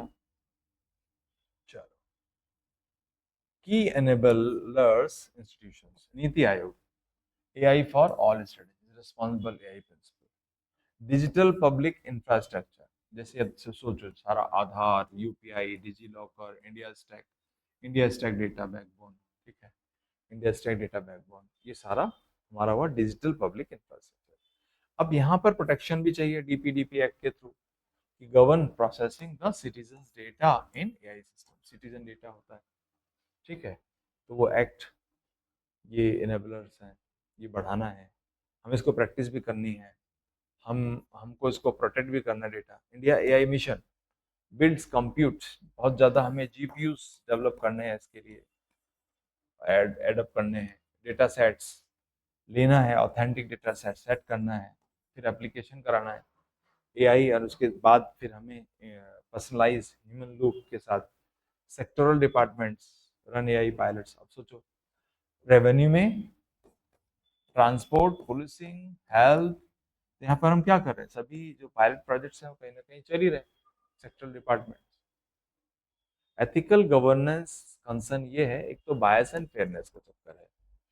ट्रेनिंग डेटा रिफ्लेक्ट हिस्टोरिकल इनइक्विटीज, जो हिस्टोरिकल इनइक्विटीज है ना, कैन एवरेज कास्ट, जेंडर, ठीक है ना, रीजनल बायस इन ऑटोमेट। अब हमने किया भाई कि भाई रिजर्वेशन कर दिया, फीमेल रिजर्वेशन 50%, लेकिन डेटा ये कहता है कि नहीं भाई, hierarchy of setting of list in terms of से लाइक सेलेक्शंस, कुछ भी। तो प्राइवेसी एंड कंसेंट, अब देखो इसमें आप ये राइट टू प्राइवेसी वाला केएस पुट्टास्वामी वाला जरूर मेंशन करो, ठीक है। Facial recognition, surveillance, raise questions under that right to privacy का, ठीक है, कि अगर जब फेशियल रिकॉग्निशन होगा एआई के थ्रू, तो ऐसी कंडीशन में सर्वेलेंस करना है, तो रेज कर रहा है क्वेश्चन राइट टू प्राइवेसी का। गुजरात वे फॉरवर्ड है, देखो ई गवर्नेंस काफी पुराना प्रैक्टिस किया गया गुजरात में, ठीक है। जस्ट ए मिनट,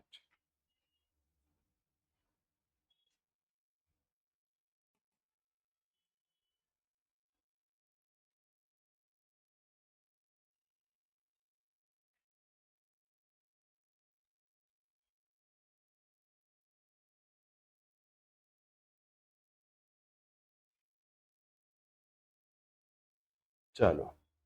तो गुजरात वे फॉरवर्ड, अब हम बात कर रहे थे कि भी ई गवर्नेंस और डिजिटली एडवांस स्टेट है इसमें, with early e governance, land record destinations, ये डिजिटाइजेशंस, ये सब हो रखे हैं। Well place deploy of AI in revenue, transport, citizen. तो गुजरात का थोड़ा सा ये वाला चीज मेंशन कीजिए, किसका, कि डिजिटली एडवांस स्टेट। फिर आप बताइए गिफ्ट, गिफ्ट सिटी जो है, and skilling, fintech, IT ecosystem वाला बताते हैं आप। ह्यूमन इन लूप मस्ट है, ताकि AI should assist not replace, assist करना, रिप्लेस नहीं करना officials, with human oversight, oversight जरूरी है इसकी, ओवर राइट अफेक्टिंग डिसीजंस, तो राइट के अलग सिस्टम बनते हैं ना ये, ठीक है। 23 में क्वेश्चन जीपीएससी ने खुद पूछा, artificial intelligence, how artificial intelligence can be used to meet India socio economic needs. तो सोशियो इकोनॉमिक नीड में आपका गवर्नेंस, हेल्थ केयर, एजुकेशन, हर सेक्टर आएगा, ठीक है, सारे सारे सेक्टर्स के साथ। एक जनरल क्वेश्चन है तो जनरल आंसर हो जाएगा, ठीक है।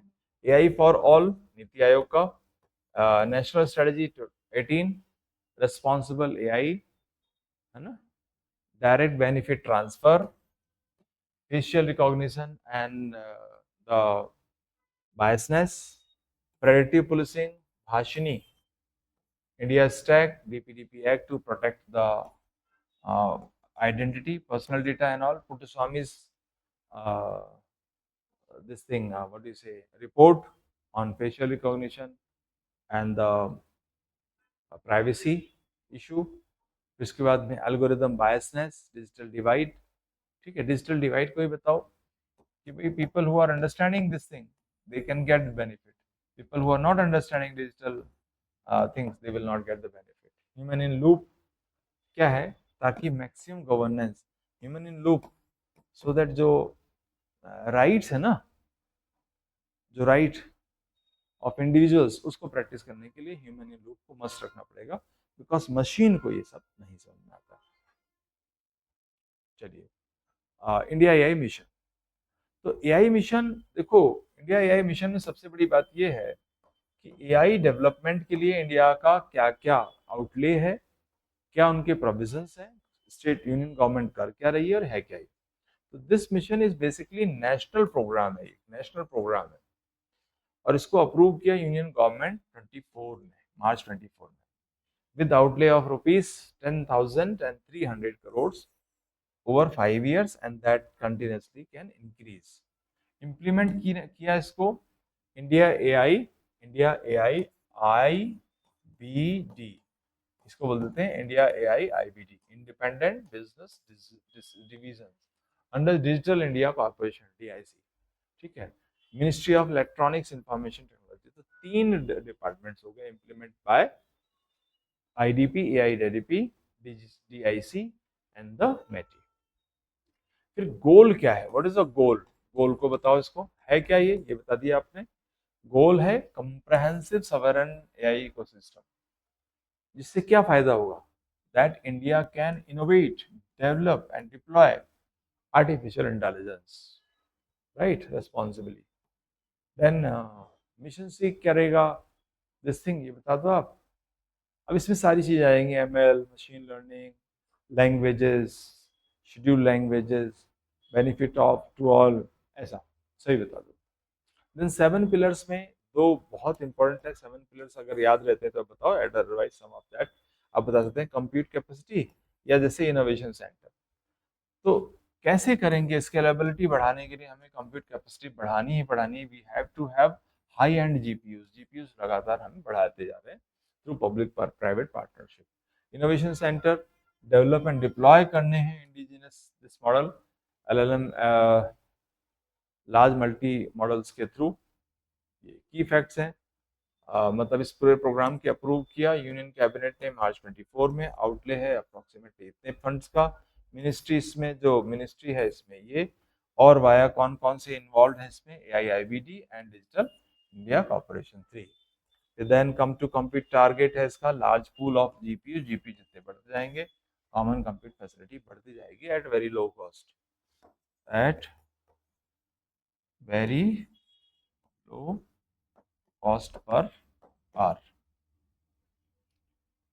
विजन है sovereign, inclusive, responsible AI ecosystem, compute foundation models हैं इसके, shared high end GPU infrastructure, public private partnership model, subsidised access to startup, ठीक है। ये हो गया AI market place, reduce dependence on foreign clouds, ठीक है, ये इस पर डिपेंडेंस हमको हटानी है। सिग्निफिकेंस आप बता देंगे, जैसे मैंने आपको ऊपर बताया वैसे ही। चैलेंजेस जो है एंड गुजरात एंगल ये है कि compute and chips dependent on imported GPU पर है, अभी इसको हमें डेवलप करना है। साथ ही साथ में सेमीकंडक्टर्स इन बोटलनेक, ये एक समस्या है, तो ये वास्तव में चैलेंज है जिससे हमें ओवरकम करना है। Link to Semicon India mission, data quality assembling clean, okay, representative non personal data sets across this thing, talent and safety, ये भी है। अभी भी शॉर्टेज है, shortage of advance AI research कि जो हमारे पास एक्सक्लूसिव, हमारे पास जो लोग हैं in the loop, in the line, वो काफी कुछ अगर कहीं डेवलप है तो बाहर चले जाते हैं।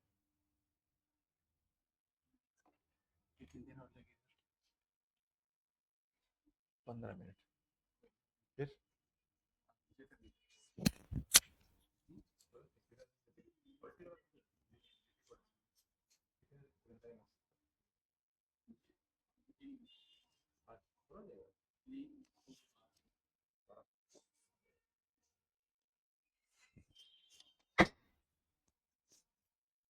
हेलो, हेलो, यस, चलो। तो देखो हम बात कर रहे हैं इसमें मॉडल क्वेश्चन पर, और दिस इज बेसिकली जो इंडिया एआई मिशन है, इसमें सीधा क्वेश्चन मिशन पर नहीं है, सीधा question governance, education and health पर है, माने डायरेक्ट फील्ड पर है। बट मिशन आपको जानना चाहिए, इसलिए ताकि इनके जो पॉइंट्स हैं उनको किसी और सेक्शन पर जरूरी लिख सको, या फिर सीधा सवाल भी कभी हो सकता है बन जाए। बट रिमेंबर दैट, क्या क्या चीजें आपको बतानी, इंडिया एआई मिशन 24 का अपना इंडियन गवर्नमेंट का मतलब declaration, total outlay and plus in future, कौन रोग किस मिनिस्ट्री में आता है, मैटी में। साथ ही साथ में India AI India AI IBD plus DIC. इसके साथ साथ 7 पिलर्स बिल्कुल याद रखिए। इंडिया एआई में सबसे बड़ा हो गया कंप्यूट कैपेसिटी एंड इनोवेशन। सबसे दो चीज सबसे बड़ी हो गई। India AI compute GPU. Foundation models, AI coach data sets. तो डेटा सेट्स सारे के सारे डेटा सेट्स एआई कोच में है। Future skills, startup financing, safe and trusted AI, safe safe and trusted. Trusted, अब यहाँ पर आप यहाँ पर आप मेंशन कर दीजिए डीपीडीपी एक्ट, इसको मेंशन करें। डिजिटल सॉवरेनिटी,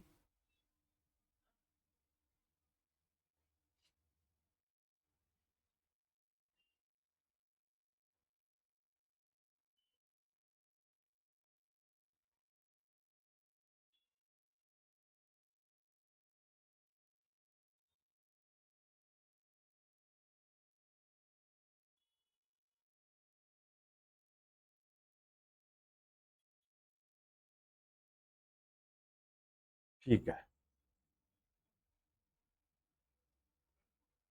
अब देखो, इंडिया एआई मिशन के साथ में ही आप digital digital sovereignty is important, ठीक है ना। जो हमारी digitally we are growing, that's fine, but कहीं ऐसा नहीं हो हम डेटा जो प्राइवेसी है उसको ब्रीच करें।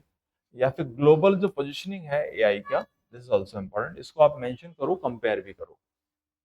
सेमिकॉन इंडिया का डेवलपमेंट मस्ट है, डॉलर एग्जाम्पल दे सकते हैं, या कुछ और भी जहाँ पर भी डेवलपमेंट होता है। ठीक है, इंडिया एआई 8 9 10, ठीक है। India AI revolution.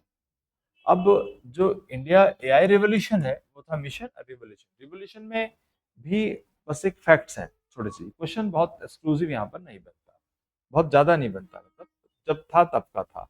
आज थोड़े से दूसरी गवर्नेंस है, एजुकेशन है, आज है जैसे आपका हेल्थ है, आज हो सकता है जैसे कि हम स्पेस टेक्नोलॉजी में कैसे यूज करें, राइट, ये सारे पॉइंट्स होते हैं। India is emerging significant player in the global artificial intelligence race. एक तो ये हो गया। Strategic and general purpose technology, large contribution of GDP by 35। तो जितना ज़्यादा हम इसको इवॉल्व कर पाएंगे, यहाँ पर इनोवेट कर पाएंगे, प्रैक्टिस कर पाएंगे, सर्विसेज को ले पाएंगे। जरूरी है ये भी कि हम दुनिया जिस जगह पर जा रही है अपनी सारी चीज़ों को सेफ रखने के लिए, सिक्योर रखने के लिए, प्रॉपर प्रैक्टिसेस के लिए, ये भी जरूरी है कि हम यहाँ पर एडवांसमेंट करें, राइट।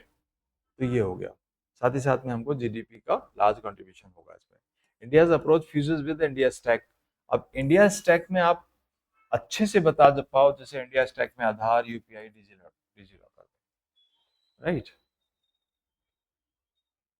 अब स्टार्टअप्स बहुत सारे हैं, हजारों की संख्या में हो चुके हैं रिसर्च सेंटर्स, वो इसी के साथ है। तो just to scale up the process, drivers of AI revolution हुआ, एक तो हुआ डिजिटल पब्लिक इंफ्रास्ट्रक्चर, जिसमें हम बात करें इंडिया स्टैक का। India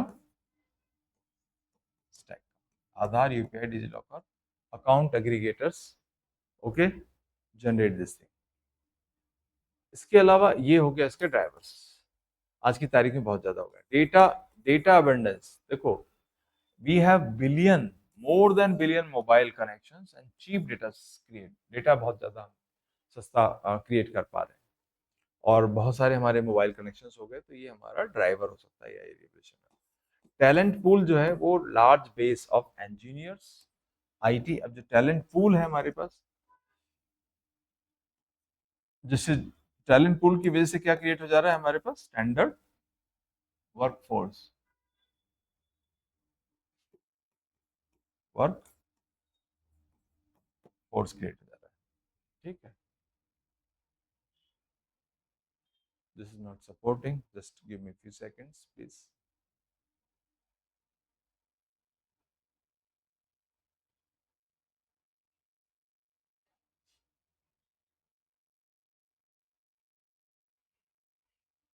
this is not responding, just give me few seconds please.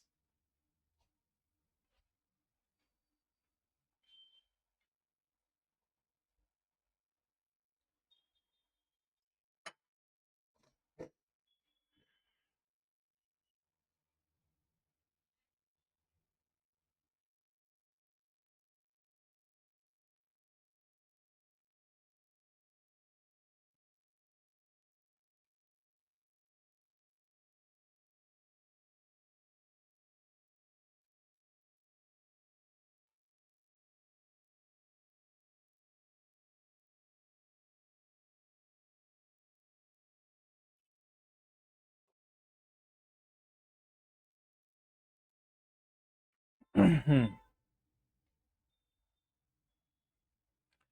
AI का सेक्टरल इम्पैक्ट एग्रीकल्चर में है, हेल्थ केयर पर है, एजुकेशन पर है, फाइनेंस में है, गवर्नेंस में है। एंड इन गवर्नेंस जैसे मैंने बताया आपका एजुकेशन और हेल्थ केयर ये प्राइम फैक्टर्स हो गए, प्राइम सेक्टर्स हो गए। तो दिस इज व्हाट, जैसे एआई में क्रॉप एडवाइजरी हो गई, यील्ड पेस्ट प्रेडिक्शंस हो गए, सॉइल हेल्थ हो गया। तो this will be helping the farmers and the production to very high level. Health care में डायग्नोस्टिक्स में चाहे स्क्रीनिंग हो, ड्रग डिस्कवरी हो, टेलीमेडिसिन में जो ई संजीवनी है, ई संजीवनी जो टेलीमेडिसिन में है वो ये हेल्थ केयर का हो गया।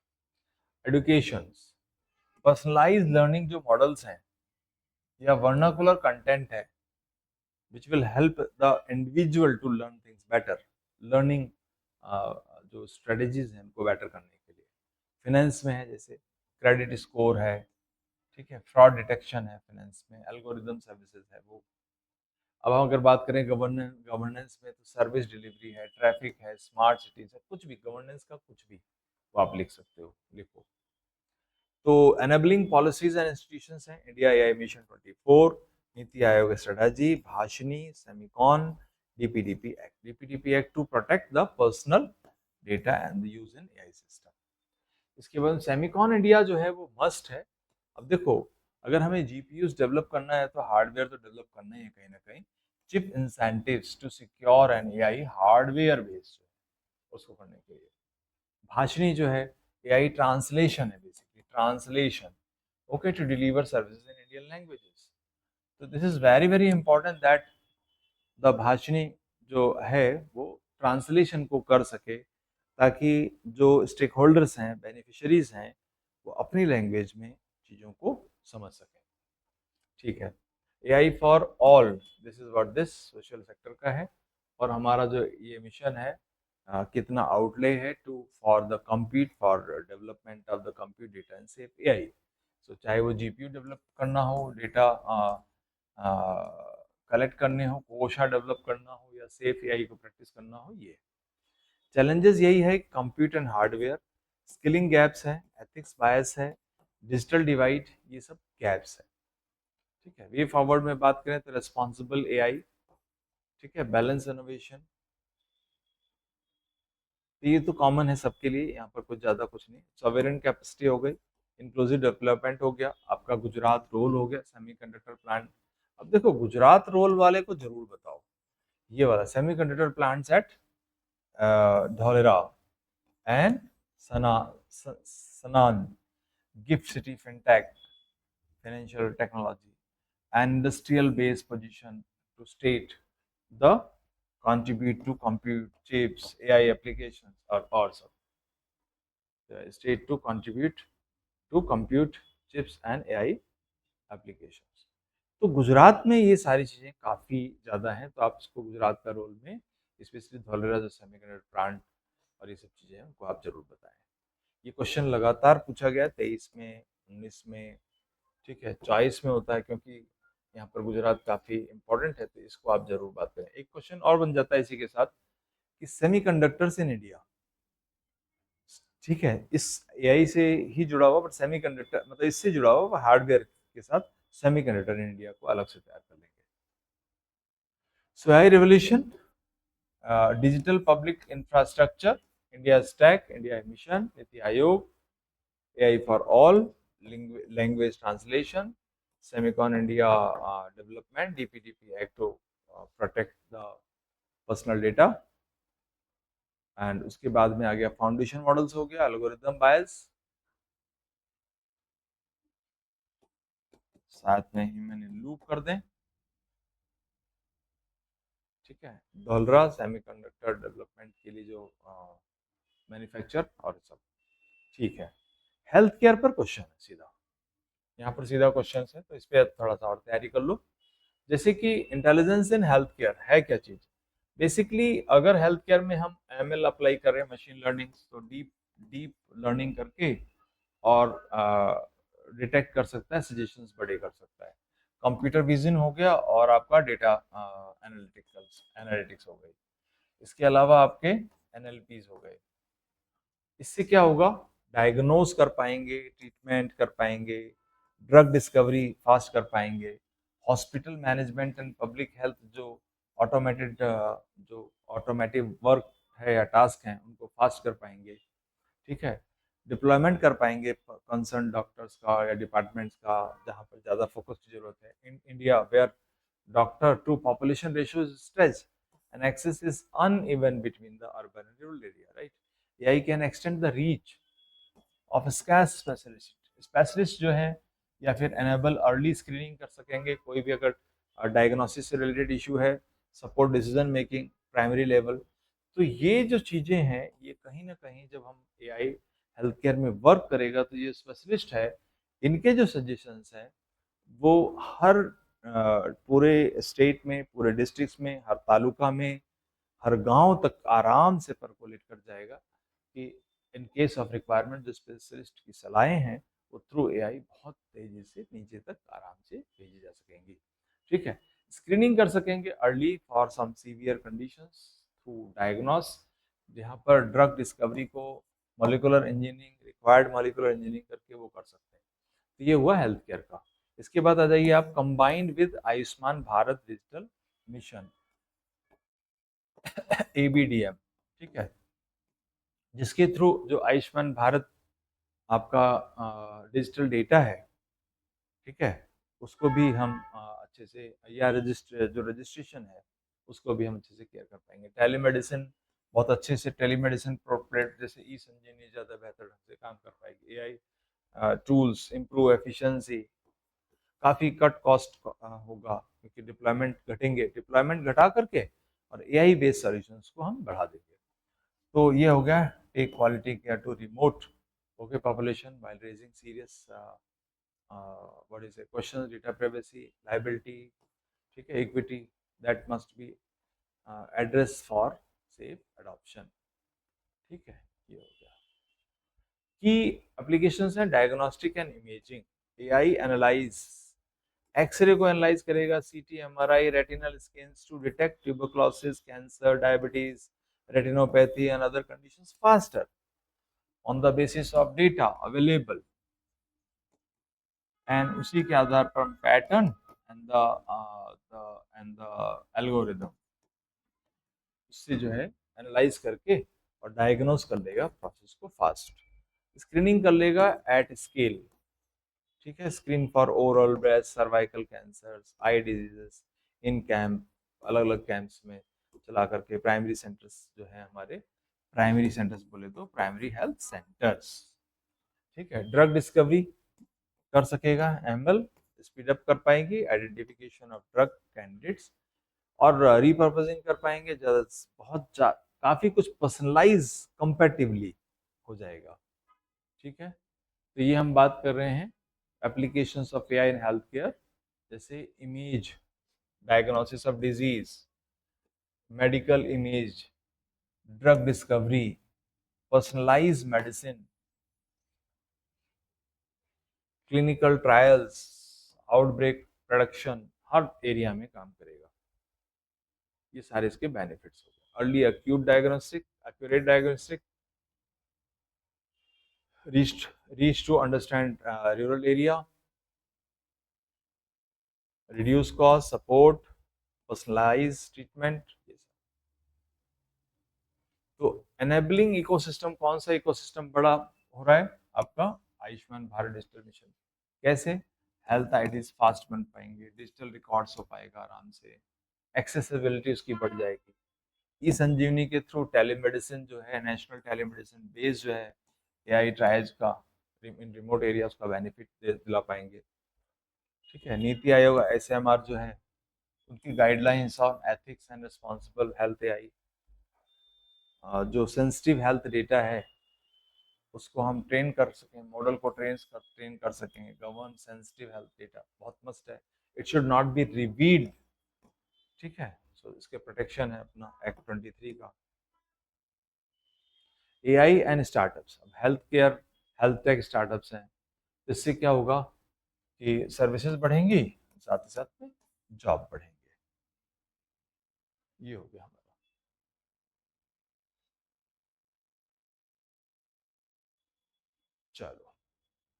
तो ethical and regulatory issues, privacy यही है कि हेल्थ डेटा जो है इज हाईली सेंसिटिव, ब्रीच और misuse can use discrimination and harm.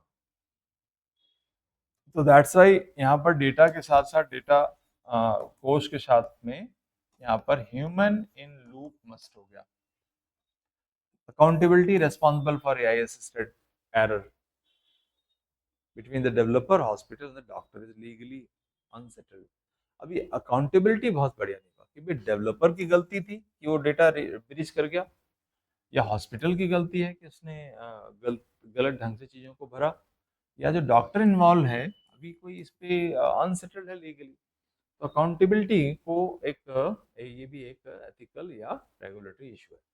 Bias and validation, model trained on non representative data, ठीक है, में मिस डायग्नोज इंडियन पेशेंट्स, ठीक है, तो कोई अभी प्रेजेंटेटिव तो हुआ नहीं, तो it should be very much related to personal, मतलब द से रीजन बेस्ड डेटा, ठीक है, इंडियन पेशेंट से रिलेटेड, नीडिंग लोकल वैलिडेशन। अब ऑलरेडी यहाँ पर जो है मेडिकल कॉलेज बहुत सारे हैं, hospitals, pharma industry, support AI diagnostic centres, तो ये चीजें तो ऑलरेडी हैं जो स्क्रीनिंग प्रोजेक्ट्स पर है।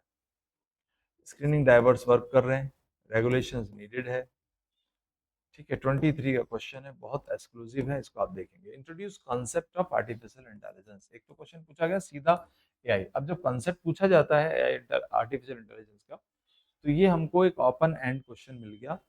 इसकी वेटेज देख करके इसमें आप बेस्ट से बेस्ट सब कुछ लिख सकते हो related to what the concept of artificial intelligence. फिर आता है how AI help clinical diagnosis. इसका मतलब ये नहीं कि इसको आप क्लिनिकल से लिख देना, इसमें इन जनरल लिखेंगे। फिर ये है एआई कैसे करता है क्लिनिकल डायग्नोसिस, डायग्नोसिस में कैसे, डायग्नोसिस के लिए डेटा पेशेंट्स का और प्लस उसके पैटर्न्स एंड उसके एल्गोरिथम्स और फिर उसकी स्क्रीनिंग, ये हुआ अपना diagnosis. Do you perceive any threat to privacy, बिल्कुल सही बात है, प्राइवेसी को थ्रेट तो है ही, ठीक है, तभी तो हम यहाँ पर डीपीडीपी एक्ट 23 की बार बार बात कर रहे हैं, या ह्यूमन इन लूप की बात करें। Individual in the use of AI health care, yes ये पॉसिबल है, ठीक है। तो आ जाते हैं हम लास्ट, आज का टॉपिक है वो हमारा हुआ AI in education, AI in education, ठीक है। तो कंसेप्ट ये है, this is AI education refers to use of machine. अच्छा, एजुकेशन वाला भी क्वेश्चन सीधा आएगा, this is also important, equally important. Governance, आपका हेल्थ एंड एजुकेशन, और इनमें भी गवर्नेंस थोड़ा काफी अच्छे लेवल पर होता है, पर सभी के इक्वल वेटेज है। तो अगेन यहाँ पर भी वही ML, NLP and the data analytics, personalise learning. अब यहाँ पर है टू, अब इससे क्या फायदा होगा कि पर्सनलाइज लर्निंग को हम प्रमोट कर पाएंगे। जो एडमिनिस्ट्रेशन के नॉर्मल रूटीन वर्क है, सपोर्ट, ठीक है, वो उनको हम ऑटोमेट कर पाएंगे। जो टीचर्स हैं उनको हम सपोर्ट कर पाएंगे through education. How, how come, by helping the individual students to personalise in their personalise. ये काफी एडेप्टिव है लर्निंग प्लेटफॉर्म्स के बारे में, काफी एडेप्टिव, काफी supportive and adaptive. Intelligence tutoring system है इसका, मतलब इंडिविजुअल लेवल पर जाकर के ये हेल्प कर पाएगा लर्नर को। ऑटोमेट असेसमेंट, लर्निंग एनालिटिक्स हो गए, लैंग्वेज ट्रांसलेशन हो गया। यूनेस्को के गाइडेंस वाला बता दो for generative AI in education. अब देखो इससे क्या हुआ, रिसर्च सिंथेसिस का प्लस पॉइंट ये है, अर्जेस ह्यूमन सेंटर्ड अप्रोचेस भी चाहिए, और प्लस यहाँ पर जो अपने पायरेटेड डेटा है, मटेरियल है, उसका भी उपयोग होगा। तो उस पर उसका सॉल्यूशन हम आगे बात करेंगे। Keep teacher central and protect learner data. NEP 20 में लिस्ट है, एआई अवेयरनेस जरूरी है, computational thinking as a future skill, NITI Aayog national name education, this thing. Now application है personalise and adaptive, intelligent tutoring, chatbots, automated assessment है। इससे क्या हुआ कि टीचर्स का टाइम काफी बचेगा और यहाँ टीचर्स आंसर डाउट्स वगैरह दे पाएंगे। लर्निंग एनालिटिक्स जो है, dashboard flag at risk and drop out जो प्रोन स्टूडेंट्स हैं उनको पकड़ने में हेल्प करेगा, टारगेटेड सपोर्ट करेगा कि ड्रॉप आउट केसेस जो होते हैं उनको हम कम कर सकें, रिड्यूस करा सकें। Access inclusion, speech to text, text to speech and translations, ठीक है। एड, दिव्यांग लर्नर्स होते हैं जो स्लो सीखते हैं, उनके लिए बहुत बढ़िया होगा।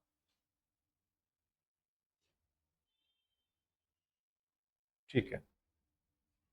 गवर्नमेंट इनिशिएटिव कौन कौन से हैं? एक तो एनईपी 20 बिल्कुल बताएं आप, दीक्षा, पीएम ई विद्या, ठीक है, एन स्वयं, जो कि हम मूक्स के थ्रू प्रैक्टिस करते हैं एजुकेशन में, multi mode digital access to courses है पूरे इंडिया के लिए, ठीक है। AI for all, CBSE, Intel and NASSCOM. Atal tinkering labs हो गए स्कूल इनोवेशन के लिए, इनोवेशन टिंकरिंग एआई रोबोटिक्स के लिए। फिर आप बात करती है education technology, sorry, National Education Technology Forum advises technology on use, research and evidences. तो कंसर्न्स किन कौन कौन से कंसर्न्स या चैलेंजेस है इसके? डिजिटल डिवाइड अगेन, क्योंकि भाई जब ये एजुकेशन होगा तो डिवाइड में डेवलप, क्योंकि डिवाइस जो गरीबी अमीर लोगों के पास तो पर्याप्त डिवाइस है, उनके पास इंटरनेट की अवेलेबिलिटी या पावर गैप्स हो सकते हैं, पावर माने इलेक्ट्रिक पावर नहीं मिल रहा है, तो exclude rural, poor and girls. तो ऐसी कंडीशन में जो है वो डिजिटल डिवाइड बढ़ सकता है। कुछ लोग सोसाइटी में बहुत ऊपर जा सकते हैं, कुछ लोग बिल्कुल जितने हैं उससे भी नीचे हो सकते हैं। तो ये एक थ्रेट है। डेटा प्राइवेसी, माइनर्स, अब देखो क्योंकि जब यहाँ प्रैक्टिस होगी तो माइनर्स का जो सेंसिटिव लर्नर डेटा है, ठीक है, उसको safeguarding is must. Algorithm bias हो सकता है यहाँ पर, training data embed gender, caste, language, ऐसा कुछ कर सकता है, क्योंकि उसको नहीं पता, एमएल एनएलपी नहीं पता, ठीक है। टीचर डिस्प्लेसमेंट टीयर्स है यहाँ पर, एआई शुड ऑगमेंट करना चाहिए, not replace the teachers mentoring role. अच्छा, एकेडमिक इंटीग्रिटी का क्या हुआ कि यहाँ पर जनरेटिव जो टूल्स है ना, दैट एनेबल प्लेगरिज्म। तो प्लेगरिज्म माने कि भाई खुद का जनरेशन ना हो, दूसरों की जनरेशन का उपयोग करना। तो प्लेगरिज्म को अब जो जनरेटिव टूल्स है वो एनेबल कर पाएंगे, मतलब ज्यादा गड़बड़ हो जाएगा, चीटिंग बढ़ जाएगी, ठीक है। तो ऐसे भी टूल्स बनने चाहिए जो प्लेगरिज्म को कंट्रोल कर सके। गुजरात या जीपीएससी एंगल हो सकता है हमारा विद्या समीक्षा केंद्र। ये गुजरात गांधीनगर का एक्सक्लूसिव मॉडल है, जबकि इसके लिए ये चर्चा चल रही है कि भाई इसको ना it should B inspired national, इसको नेशनल करना है, इसको विद्या समीक्षा केंद्र जो है। इसके अलावा जी शाला, जैसे गुजरात शाला पाठशाला जैसा, Diksha Gujarat state digital learning apps है, deliver curriculum, mission school of excellence, ठीक है, large scale upgrade of school infrastructure and smart classroom. Way forward में आप बताएं कि भी क्लोज डिजिटल डिवाइस, ये बहुत चैलेंजिंग है रियली एजुकेशन के लिए, इसको मस्ट करके लिखना है, ठीक है। Train teachers, adopt UNESCO human central guidance, minors का डेटा को सिक्योर करना by the protection acts and all must है, केपीआई असिस्टिव, ठीक है। तो ये सारी चीजें हैं। मॉडल क्वेश्चंस में आप देखो, examine the potential of AI intelligence to transform the education sector. सबसे ज्यादा इंपॉर्टेंट है ड्रॉप आउट्स हटाना, इंडिविजुअल लेवल पर लर्निंग को अपग्रेड करना, UNESCO human centred guidance, minors का डेटा ब्रीच को बचाना, ये सारा what risk does under unregulated use, ये सारा आप उस पर बता दोगे, ठीक है। So that's all for today, right. कल फिर मिलेंगे कुछ और टॉपिक्स के साथ जहां पर मैं आपको हेल्प कर रहा हूँ इन ब्रीफ, ठीक है, कि आप कैसे अपनी प्रिपरेशंस को एलिवेट करेंगे and how will you help you yourself to get good marks. So thank you very much. God bless.